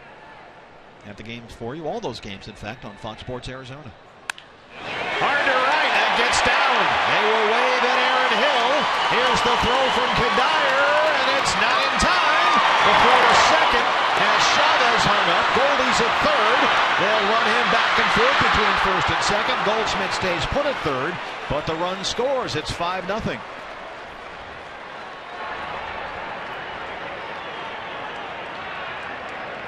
Bob Schaube trying to buy some time, perhaps, for Goldie to turn third and head for home. Yeah, it looks like that's what he was trying to do. Not always an easy thing for a veteran player with as much mileage on his legs as Eric Chavez has, but Rosario comes out, fires to second base. He's just trying to stay in that rundown as long as he can, either hope that the Rockies make some kind of a mistake or Goldie's able to get a jump and score for third. Boy, it's great to get these guys healthy. Aaron Hill, 2 doubles. He's scored twice. Chavez, a double, a single. He's scored a run, driven in 1. Cody Ross, when this lineup is all together and healthy, it's a nice thing to watch.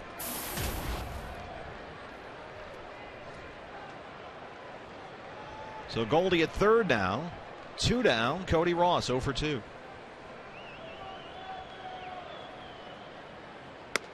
Cody coming off his 5 for 5 last night, a career high.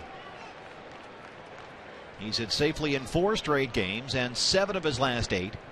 Batting .375 over that span with 6 runs scored. Everybody's heating up a little bit here. Lifts that one in the air to shallow center. Colvin coming in.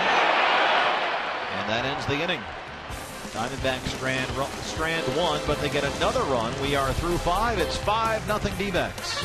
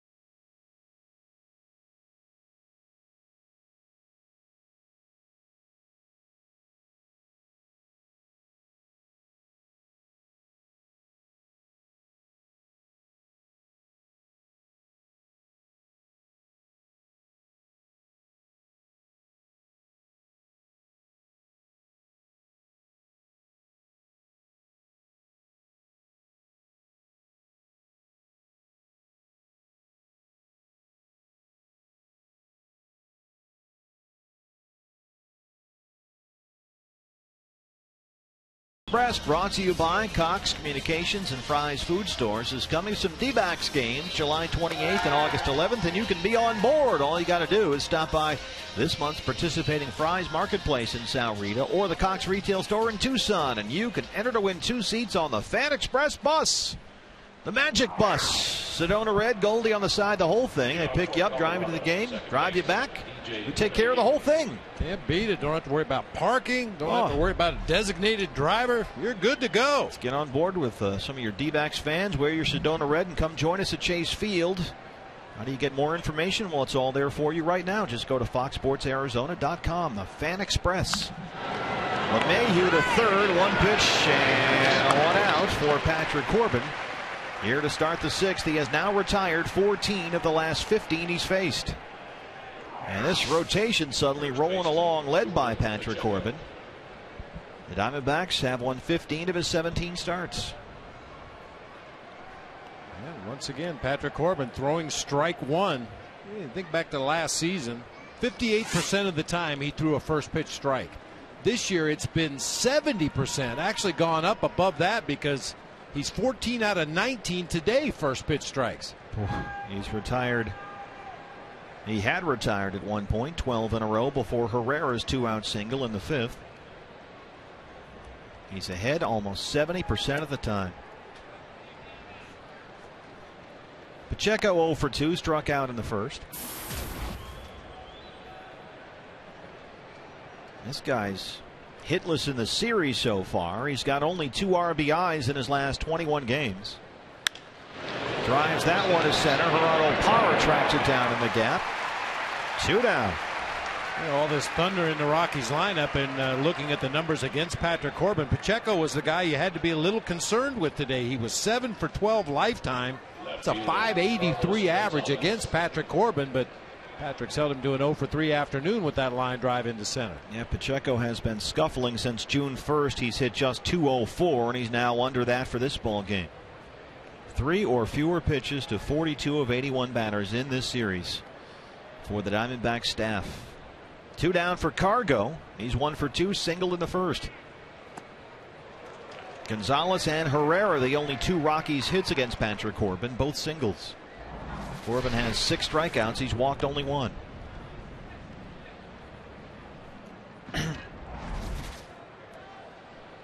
Thing about Cargo is he hits lefties. He's in fact 35 points better versus left-handers than right-handers. You wouldn't believe it from that swing, but trust me. His platoon splits are backward that way. 325 against left-hand pitching, 290 versus righties. I really think Cargo goes to the plate against lefties a lot of times looking for breaking balls. He swung at 2 so far in this sequence. And there's 3. 7 strikeouts for Patrick Corbin. He has pitched 6 innings of shutout ball, given up only 2 hits. Diamondbacks looking for the sweep of the Rockies. They lead it 5-0.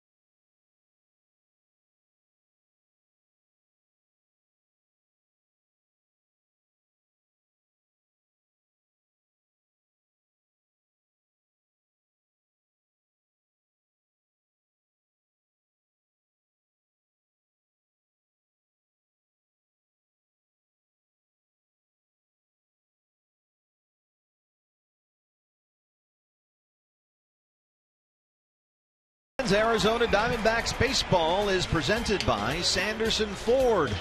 Great day to beat the ballpark. Diamondbacks looking for the sweep of the Rockies. They lead at 5-0. They have out-hit Colorado 8-2. Patrick Corbin is pitching a dandy. He's given up only 2 hits. He's got 7 strikeouts. He's retired 16 of the last 17 he's faced. And Miguel Montero will lead off the Arizona 6th against the left-hander Josh Outman.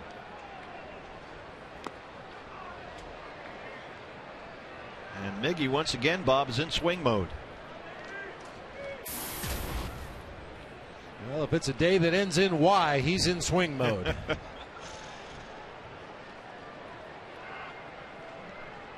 Outman, the 3rd pitcher the Rockies have used today. If you're just joining us, Roy Oswalt had to leave in the 2nd inning. He suffered a strained left hamstring. Covering home plate on a wild pitch. Diamondbacks scored their first run on that. Chavez doubled, went to 3rd, and then came in on a wild pitch. Oswalt covering the plate, strained his left hammy. He left after 1 2/3. We've seen Escalona and now Outman.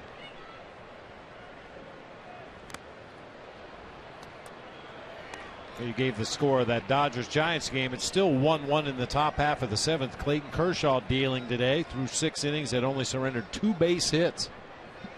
That's another upside. Diamondbacks, when they welcome in the Dodgers 4-3 beginning tomorrow, won't have to see Clayton Kershaw. Might see Ricky Nolasco, who the Dodgers just picked up from the Marlins. And the Padres, it just continues their struggles. 9th straight loss. I mean, you're on an 8-game losing streak and you're facing Steven Strasburg on getaway day in D.C. And they just lost Yasmani Grandal, their catcher, had to go on the 60-day DL. Ooh. They've had some injury issues. Jed Jerko was out for a while.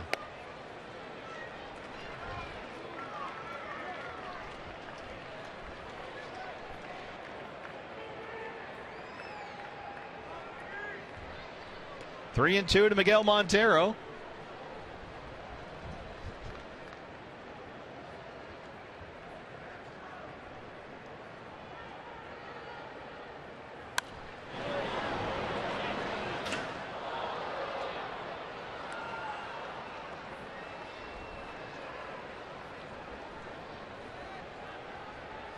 Miggy's worked it full here. Montero, Kubel, Pennington in the Diamondbacks 6th.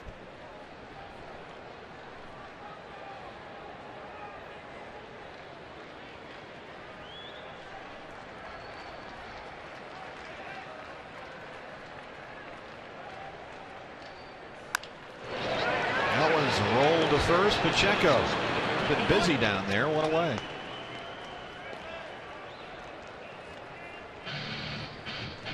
That brings up Jason Kubel, 1 for 2, single back in the 2nd. And Jason Kubel, it's funny, he hasn't been hitting a ton lately. He's doing well, 282 over the last 15 games, but he's had some really good at bats. His on base percentage over that span is almost 400. In fact, it's higher than his slugging the last 15 games. He's got a 391 OBP last 15 games, so he's getting on base. 95 right there. It's 0-1.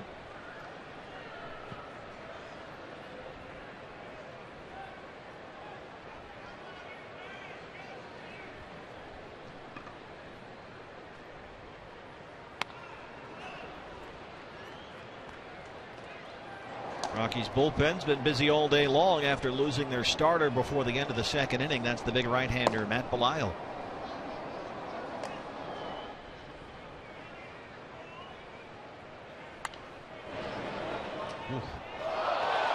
Hard into the seat. Somebody made a nice play. Let's take a look. Contract worthy. You be the judge. This is hit really hard. Oh, that's a no-brainer. And the sunglasses. That was a shot. That was not a little easy fly ball. That's a line drive. So let's get a contract going there, BB. Absolutely. Kubel strikes out. Now, what does the contract entail exactly? Because it's not just a, like an honorary degree. It actually comes with some cool stuff. Well, you get 4 tickets to a future D-backs game in the dugout box seating area, and 30% off the team shop. And that is up to the discretion of the booth. Yep. Send one down. There you go. Robin Scott have given it. We got a thumbs up from. You got to go. We got to go upstairs to get the real approval. You and I can pass them out all we want, but it's like Confederate money unless we get the thumbs up from the big shots down there. We make recommendations. Yeah. We advise. We turn to you for your professional eye.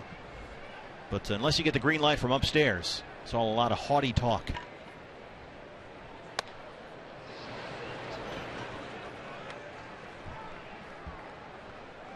Cliff Pennington 0 for 2.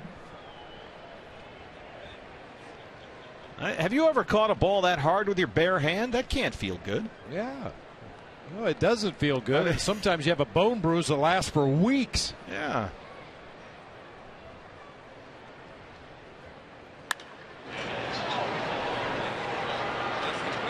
In fact, that was such a great play.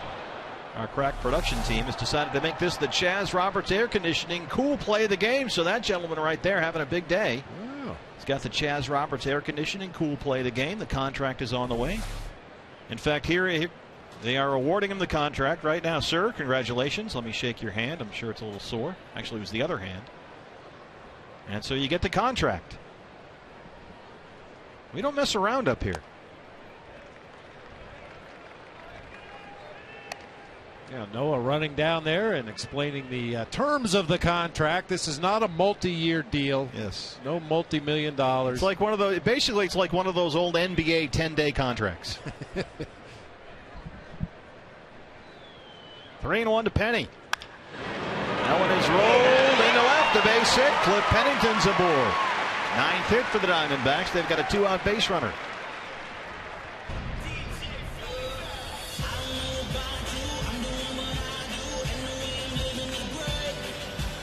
Well, so you got to read the fine print. That's important. It says down here, we're going to sign here and initial there. You got a pen. This is, it's a real contract. The guy wants to call his agent in. Yeah, should I sign this, honey? What do you think? I'm going to need some time to talk it over with my wife. I'll call my attorney and we'll get back to you. You have my guy look at this. I think there are some kind of legal disclaimers being drawn up. I know there. He's negotiating that 30% off at the team store. Look, he's writing down a number. This is what I can do. How does this look? I was thinking more along the lines of this. Patrick Corbin puts a good swing on it, and that one rolls to the wall. Here comes Cliff Pennington. He will score, and Patrick Corbin stops at second base with his 3rd double this year. 7-0 Diamondbacks. Get your brooms out. That's his 3rd double and 3rd RBI. We said earlier in the game he's looked a little hitterish lately. And boys, we are having tacos on back-to-back days. Absolutely. Boy, if he could have just pulled it a little bit more, got a fastball down from Outman. That's a beautiful swing. Nice and quick to it, long through it. Bangs it up against the wall out there in front of the RampTrucks.com pool. Blow darts, yeah. Atta baby. Patrick Corbin, not only is he pitching a 2-hit shutout, but he's walked, doubled, scored a run. He's got an RBI. And he's headed to the All-Star game. Other than that, just an uneventful day for Patrick. Exactly. Gerardo Parra. Parra 2 for 3, couple of singles. He scored a run. He struck out against Outman back in the 5th. Talking about Bob earlier, key hits by this lineup in big spots. No, Montero came up, grounded out. Kuvil struck out, 2 quick outs. Suddenly, single, double. They tack on a run. And the bottom of the order, 1 through 9. Yeah, normally you're just content to clear that pitcher spot in an inning and roll back around to the top of the order in the next half inning. But Patrick Corbin doing some damage with that bat. 1-1 to Gerardo Parra. Diamondbacks have now out-hit the Rockies 10-2. And what a day for Patrick Corbin. 7 strikeouts, a 2-hit shutout, and now an RBI double. He did not go, says Todd Tishner at 3rd. And all of that pales in comparison to the fact that we have tacos for back-to-back days for the first time since June 5th and June 6th. These are heady days, my friend. These are heady days. Telling you. Enjoy it. Your first place Arizona Diamondbacks. So join us at Chase Field. Let's just keep this going for 3 against the Dodgers starting on Monday. Because I'll tell you what, too, Diamondbacks hold on and get the sweep here. And Kershaw, who's in a 1-1 game in the 7th right now in San Francisco, if the Dodgers lose and the Diamondbacks hold on and win this, Kirk Gibson's ball club is holding a 5.5 game lead. All alone out front. Boy, and how about the pitcher spot in this series? Tyler Skaggs in game 1. He went 0 for 1, but put down 2 perfect sacrifice bunts. Last night, Wade Miley was 1 for 3, drove in 3 with a bases loaded double, and Patrick Corbin 1 for 2 with an RBI double and a walk. Oh, Herrera with a nice stop behind the bag, a spinning throw, and he takes an RBI away from Gerardo Parra. Patrick Corbin, an RBI double, has given himself a 6-0 lead. Get the brooms out.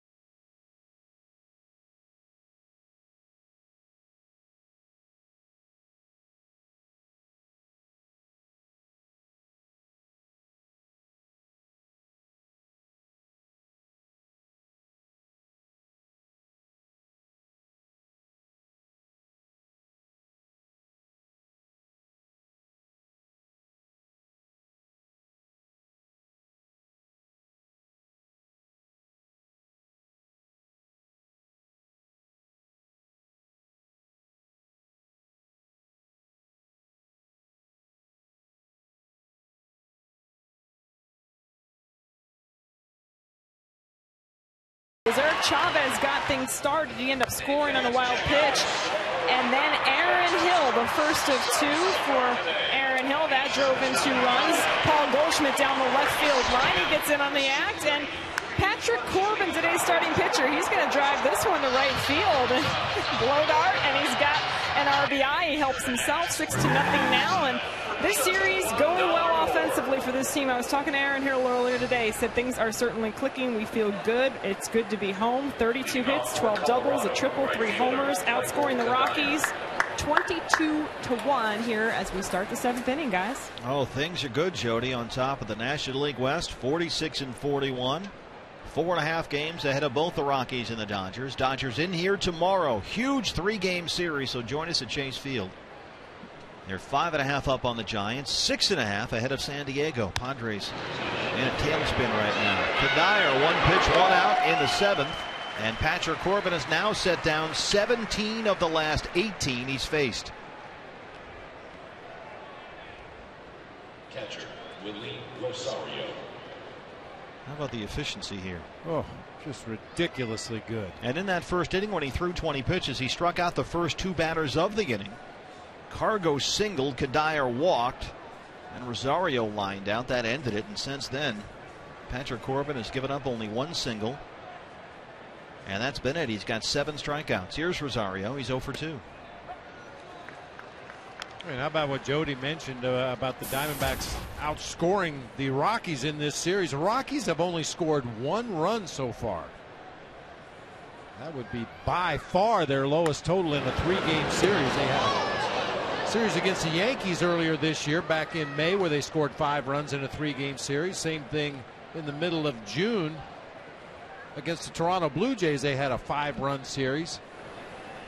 Only 1 run so far. That's amazing. This is a team that ranks second in the National League in runs, second in batting average.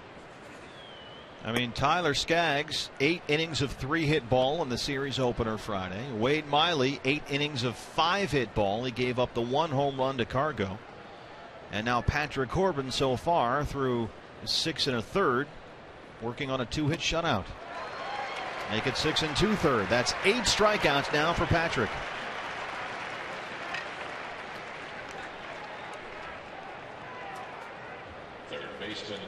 Bob, it's going to bring him up some interesting questions.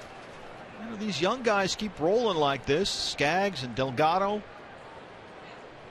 Guys are going to come back in the rotation. Only got 5 spots. And I'm sure that Kevin Towers' phone is ringing off the hook. Arenado. Cody Ross is there. A 1-2-3-7 for Patrick Corbin, who is rolling along here. He's retired 7 straight. He leads at 6-0.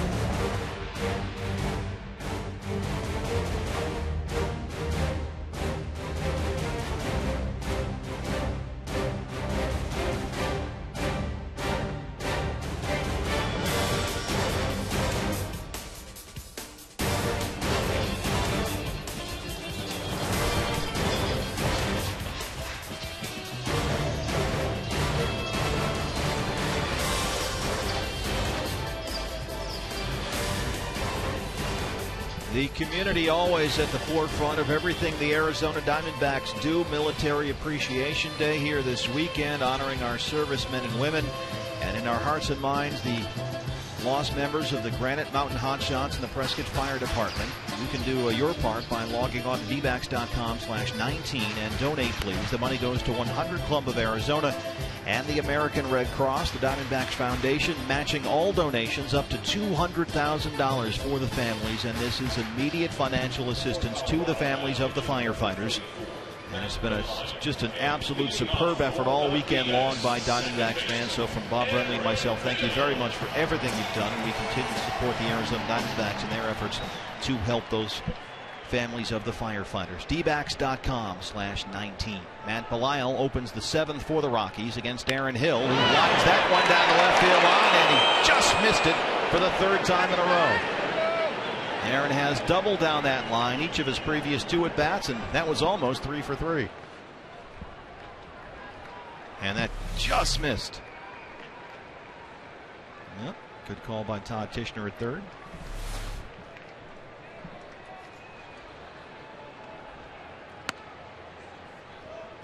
Patrick Corbin has retired 19 of the last 20 he's faced, working on a 2-hit shutout. He's got 8 strikeouts. He's also got an RBI double. There are the numbers on Matt Belisle. That's his go-to pitch right there, that hard late breaking slider. Throws a fastball, occasional curve, occasional changeup, but like a lot of relief pitchers coming in out of the pen, just relies on 2 pitches, fastball, slider.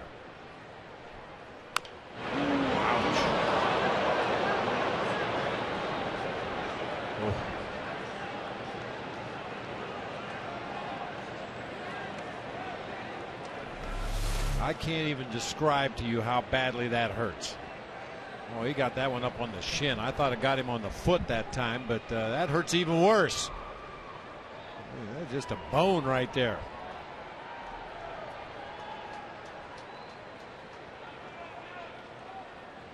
Goes straight down to the ground.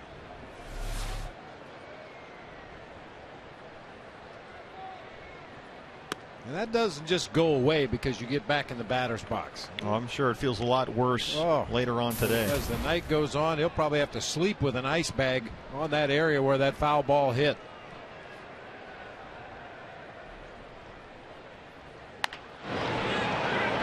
Herrera at short comes in. Nice play there, 1 away. Aaron Hill 2 for 4. And that brings up Paul Goldschmidt.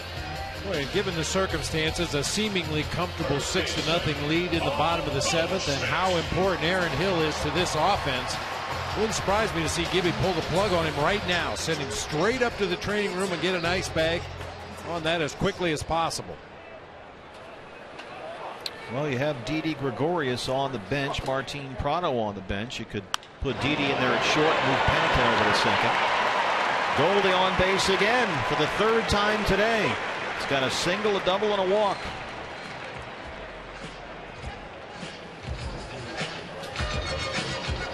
I mean, you're going to have to convince Aaron Hill it's in his own best interest and in the best interest of the team to take the rest of the afternoon off, but I think he's more frustrated in the at-bat than fouling one off his leg.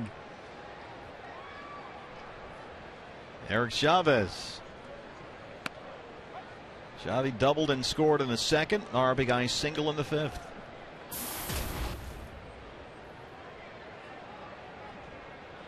How many, on average, how many nights a week did you go to bed with an ice pack after a long day behind the plate? I had the bad hinges. I had a real bad left knee throughout my playing career, so I had an ice bag on just about every night.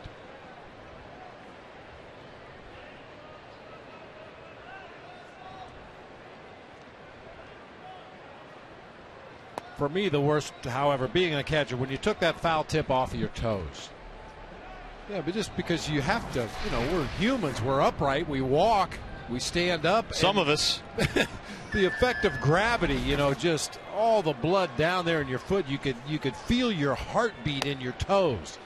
And I used to take a sanitary sock home from the ballpark and fill it with crushed ice. Oof. And then just put it on like you were putting on a sock and jam my foot into that crushed ice and then lay a towel across the bottom of the bed and try to go to sleep. Behind Belisle, Herrera's there. He steps on the bag and they roll the double play. And Matt Belisle gets out of the 7th. We'll head for the 8th. Diamondbacks lead at 6-0.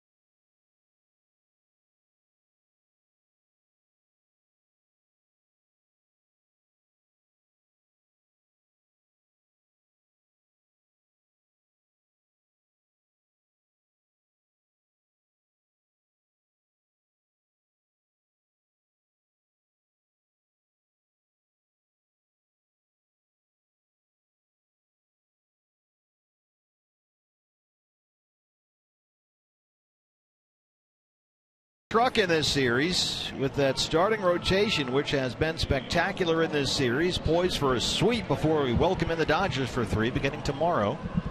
Speaking of the Dodgers, that gets us to our AT&T Twitter poll question: who will win the National League Final All-Star vote? So far, Yasiel Puig running away. We'll keep this open all week long at Fox Sports Arizona. All-Star game coming up July 16th on Fox. Yasiel Puig will be here tomorrow night. Hopefully you will too. Good seats still available at dbacks.com/tickets. I don't like that at all. No, that's not a good look.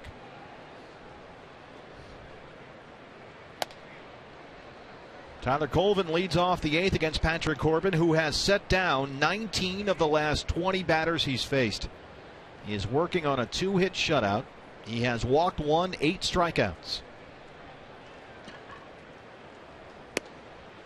And boy, Bob, what this rotation has done in this series against one of the best hitting teams in the major leagues.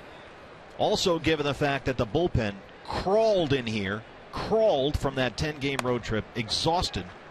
You just can't speak enough about what these guys have done in these 3 games. We were talking about the cycles of the game earlier, talking about the offense, and the same thing goes for pitching. Somebody gets it started, and the guy that takes the ball the next day doesn't want to be the one to force the manager to get into that bullpen early, so he goes out and gets deep into the ball game. Then the third starter says, well, man, that looked easy. I need to try that. And this one guy after another has trotted out to that mound to start a ball game and given Gibby exactly what he needed. Tyler Skaggs worked 8 innings, gave up 3 hits. Wade Miley worked 8 innings, gave up 5 hits. Patrick Corbin is in his 8th inning. He's given up 2 hits. Wow.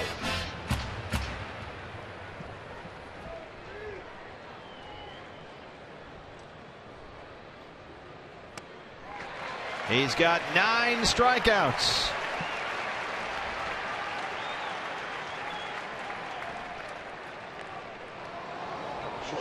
Go get him, kid.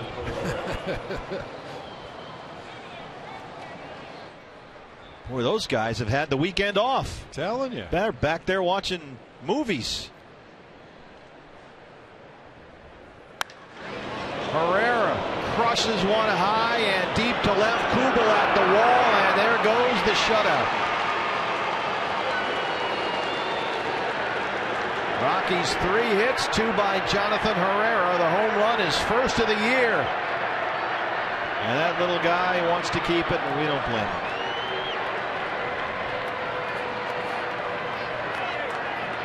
Nope, I'm not throwing it back.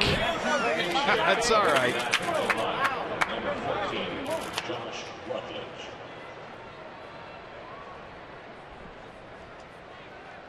He's a little angry right now. Well, it's inevitable. When you have a guy that throws over 70% first pitch strike, sooner or later somebody's going to get on one of them. You just don't expect it to be Jonathan Herrera hitting in that 8 spot. All the thunder they have in this lineup, he is probably the last guy you would expect to go deep against Patrick Corbin. Josh Rutledge will hit for the pitcher. Miley had a shutout through 6 last night. Cargo came up, led off the 7th with a long home run to left center. And now Corbin working on a shutout in the 8th, gives up a 1-out homer to Herrera.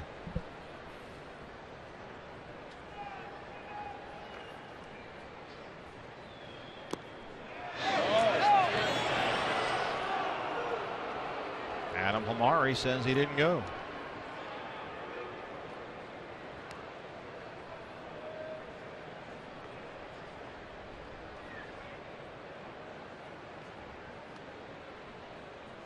(20 of 21) sent down by Patrick Corbin before the Herrera homer. And he's got double-digit strikeouts. That's number 10.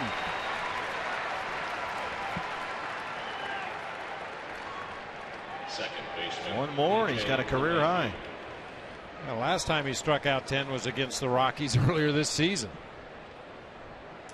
That was when Todd Helton came away saying that Corbin had had the best slider he'd ever seen. DJ LeMahieu 0 for 3.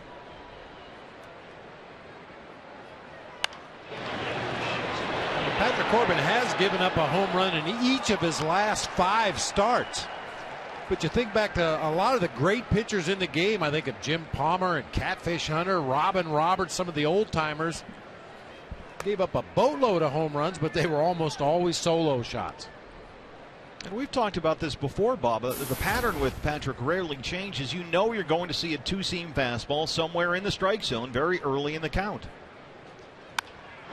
That one is rolled to second, Aaron Hill. 10 strikeouts through 8 for Patrick Corbin. He's got a 6-1 lead. CenturyLink, your link to what's next. Cody Ross coming off his 5-for-5 night last night.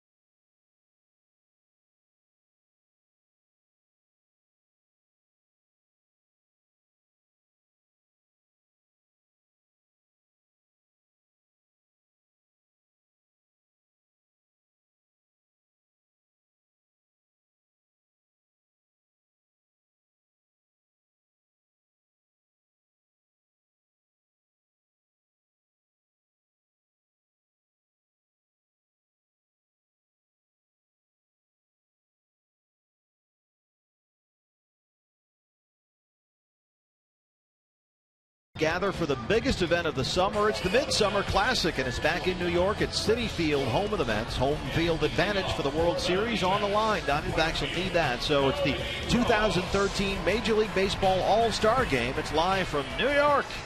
July 16th. It's only on Fox. You're gonna like this. Cody Ross will open the Diamondbacks portion of the 8th inning against the left-hander Rex Brothers, and Cody crushes lefties. One of the best hitters in the major leagues against lefties, nearly hitting 400.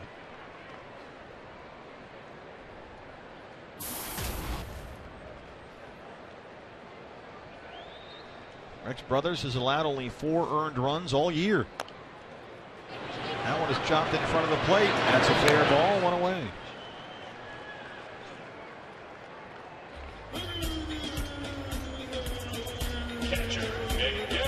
Rex Brothers, only 4 earned runs given up this season. All those runs have been allowed at home at Coors Field. He is unscored upon in 16 road games this year. And now here in the 8th, it's Miggy time.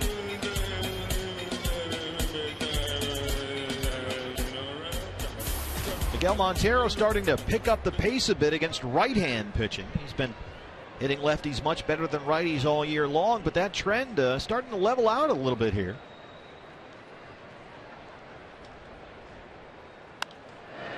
In fact, going into today, Miggy was only now 1 point better against lefties than righties. Josh Coleminter warming up. 5 of Montero's 6 home runs have come against right-hand pitchers. The split was much more drastic earlier in the year.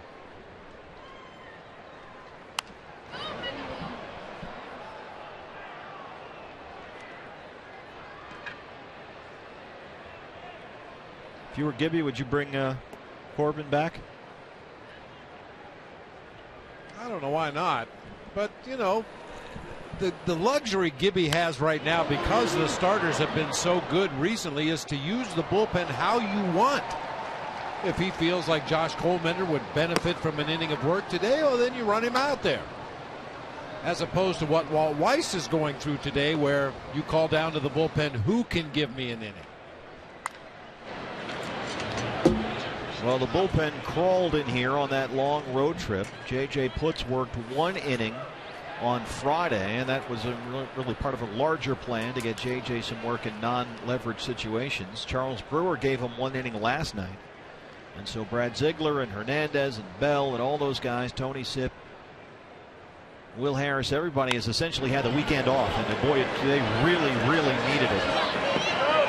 I like to call it using your bullpen in an orderly fashion. And by that I mean if your starter gets you to a point in a game where you're comfortable going to your setup guy leading up to your closer and those guys need work, well, that's an orderly fashion. If you're content that you've got a big enough lead in the game and you want to pull the plug on the starter to save some pitches for his next start, well, that's an orderly way to go to your bullpen. Guys that need the work. They need a little bit of game action.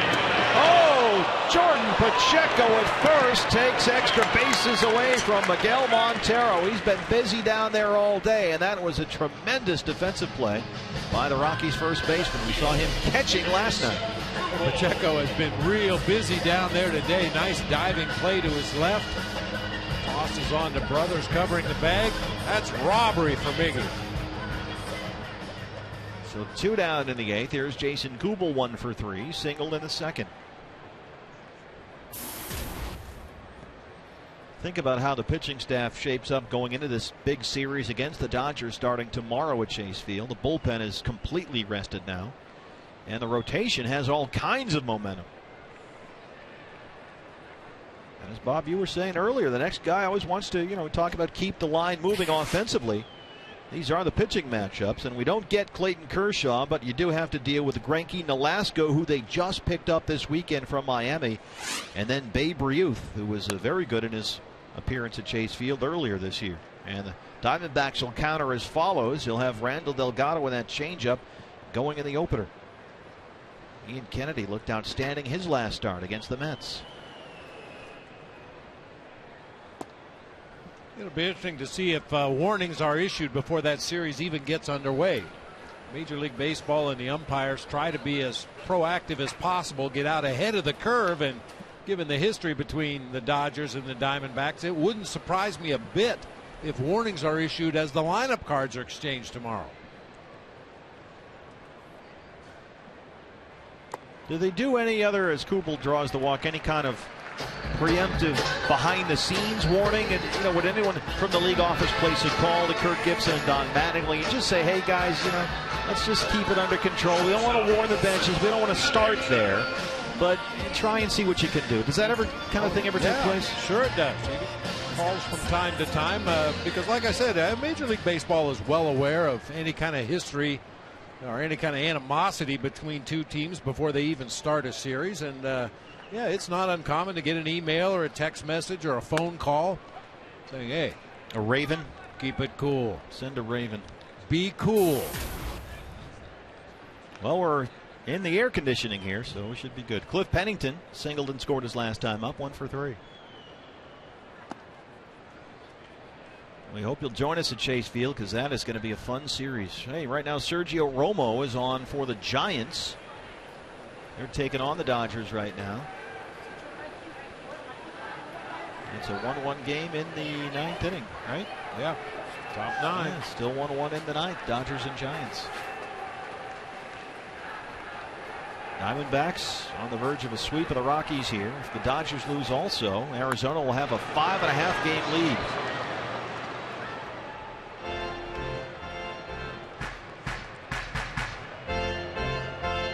Every time that division lead has gotten a little too close for comfort over the course of these 3 months, the Diamondbacks have answered the call, and it's quickly back up to 2.5 or 3.5 or even more in this case.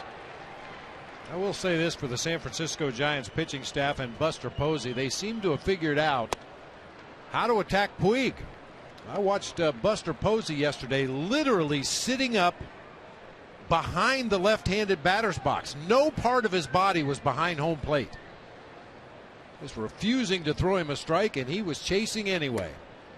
So maybe you write him down as a WW. WW, no doubt about it. It's interesting. Well, he just actually got on base against Romo. Let's see. He hung. Yep. Left a slider on that outer third of the plate. Puig, after striking out 4 times yesterday, his first at bat today, has now gone 2 for 4 in that game. Herrera. That ends the 8th. Diamondbacks get a 2-out walk. They strand the runner. We are headed to the 9th. Diamondbacks on verge of the series sweep of the Rockies.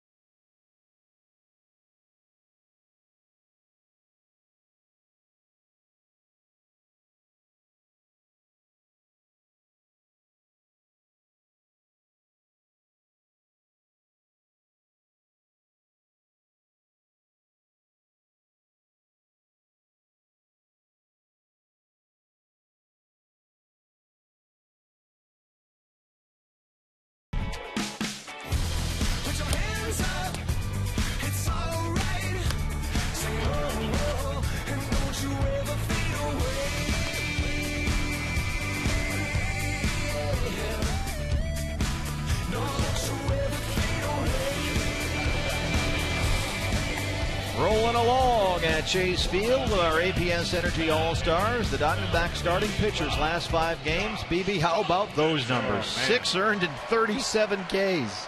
Only 5 walks over 5 ball games. Tyler Skaggs on Friday.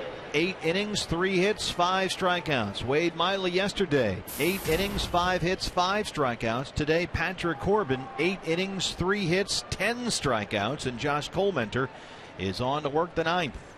What a performance by those 3 left-handed starters for this Diamondbacks rotation. Wow, just circle this whole series and look at what these guys have done. Just remarkable. Yeah, and you look at the right-handed thunder that the Rockies had coming into this series. I mean, DJ LeMahieu at the top had been swinging a hot bat. Michael Kadire, Willeen Rosario, Nolan Arenado. They have some righties that can do some damage against left-handed pitching, but they were completely nullified in this series. Pacheco up there 0 for 3. Patrick Corbin, at one point he set down 20 of 21. Gave up only 3 hits, one of them a home run by Jonathan Herrera, his first of the year, to spoil the shutout.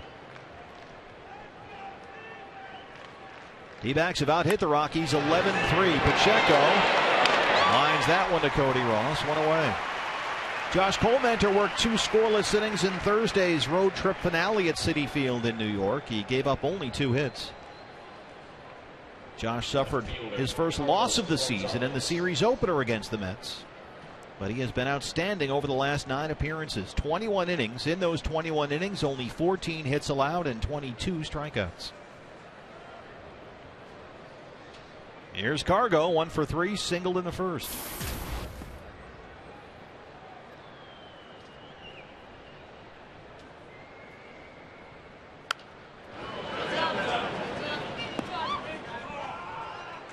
Don't forget Diamondbacks Live post-game show. That'll be fun coming up right after the game. A lot of good things to talk about. Get you ready for the big series starting tomorrow when the LA Dodgers come to town.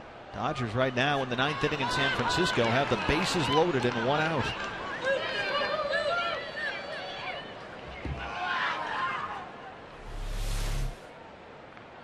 Young man got a little too excited about his big chance.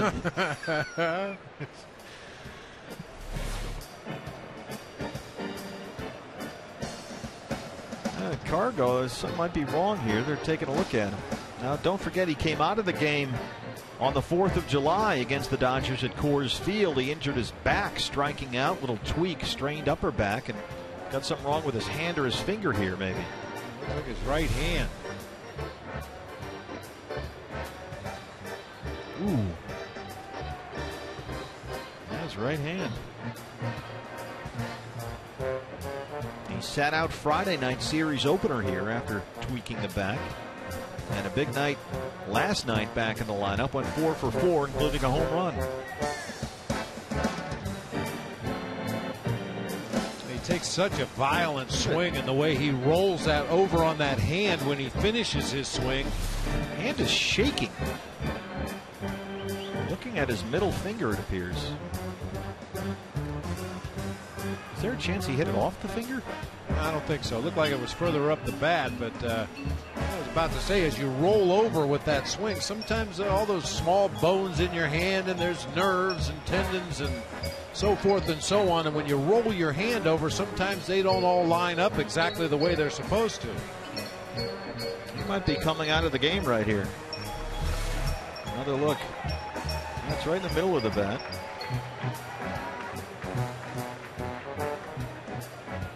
Looks like his middle finger of his right hand, so Carlos Gonzalez will leave here in an 0-1 count. Limited options for Walt Weiss. He has veteran Todd Helton available off the bench, and the backup catcher, Yorvi Torrealba. Looked like Helton searching for a helmet. The bat there will take over the at-bat. Keep in mind, the Rockies just on the 4th of July watched Cargo leave the game in the 5th inning after striking out, suffering that back injury, and now he's left the game here in the 9th with what appears to be an injury to his middle finger on the right hand. We've had our share of hand injuries in the Diamondbacks dugout. First Aaron Hill and now Willie Bloomquist. For Colorado, pitch hitting for Carlos Gonzalez. So it looks like Todd Helton will come up and finish the at-bat against Josh Colmenter.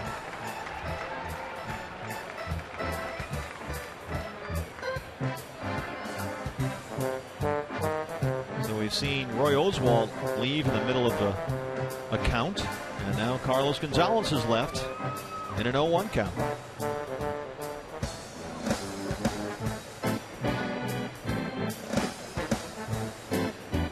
Hitting is tough enough in the big leagues. Don't need to be penalized stepping into the batter's box 0-1 before you even see a pitch. Boy, the Dodgers just got a 3-run double in the 9th inning to take a 4-1 lead. Looks like Ellis.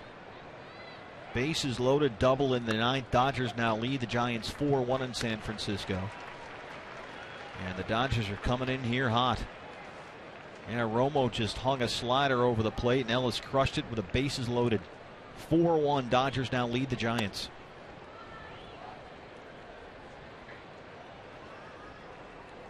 Well, now we have to root for the Giants to come back and tie it up in the bottom half of the inning and play about 40 innings. That'll work.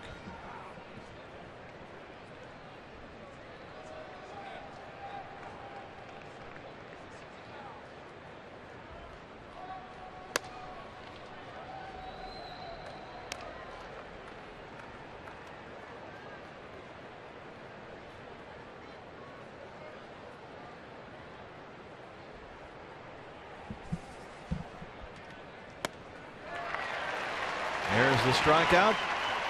Diamondbacks 1 out away from the sweep. Right fielder Michael Kadire. There are 3 young lefties. Tyler Skaggs on Friday, Wade Miley yesterday, and Patrick Corbin today, the All-Star.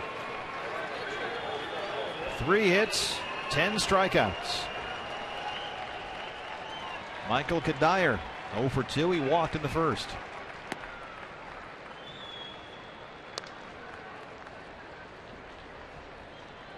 So the Rockies, on what is the start of a 10-game road trip, have opened up 0-3. They next head to San Diego for 3, then 4 at Dodger Stadium. The last time the Diamondbacks started 3 lefties in a row, and the starting pitcher won every time. There's the changeup. 1999. Omar Dahl, Randy Johnson, and Brian Anderson. So what we've seen here this weekend has not happened since 1999. And they're a strike away.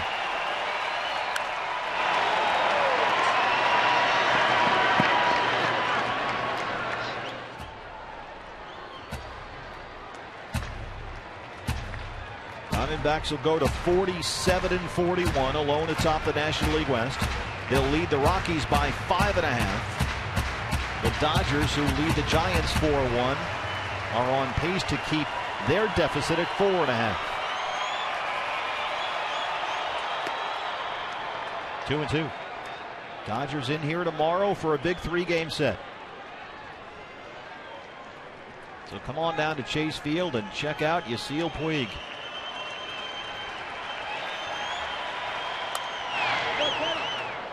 Boy, this guy's a tough out. I don't care what the score is.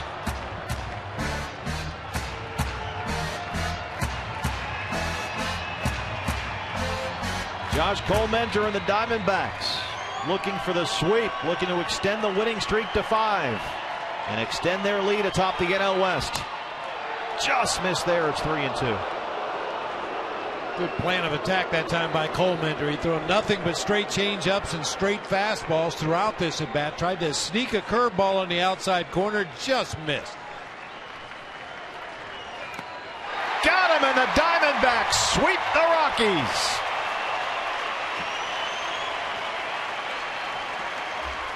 Colorado in this series scored 2 runs in 3 games. Both the 2 runs on solo homers. They had only 12 hits. And the Diamondbacks get their 3rd 3-game sweep of the season. They now lead Colorado by 5.5 in the NL West, and the D-backs get to 47-41. A lot of people will argue whether there is such a thing as momentum in the game of baseball, but if there is, the Diamondbacks have it going into that LA series. And let's keep it going now. They are at home here for a nice stretch in July. The D-backs so far 3-0 on a stretch during which they'll play 17 of 22 at home. They are leading the NL West all by themselves, and Cindy Brunson riding a 5-game winning streak as we welcome LA in here tomorrow. Not a bad way to start.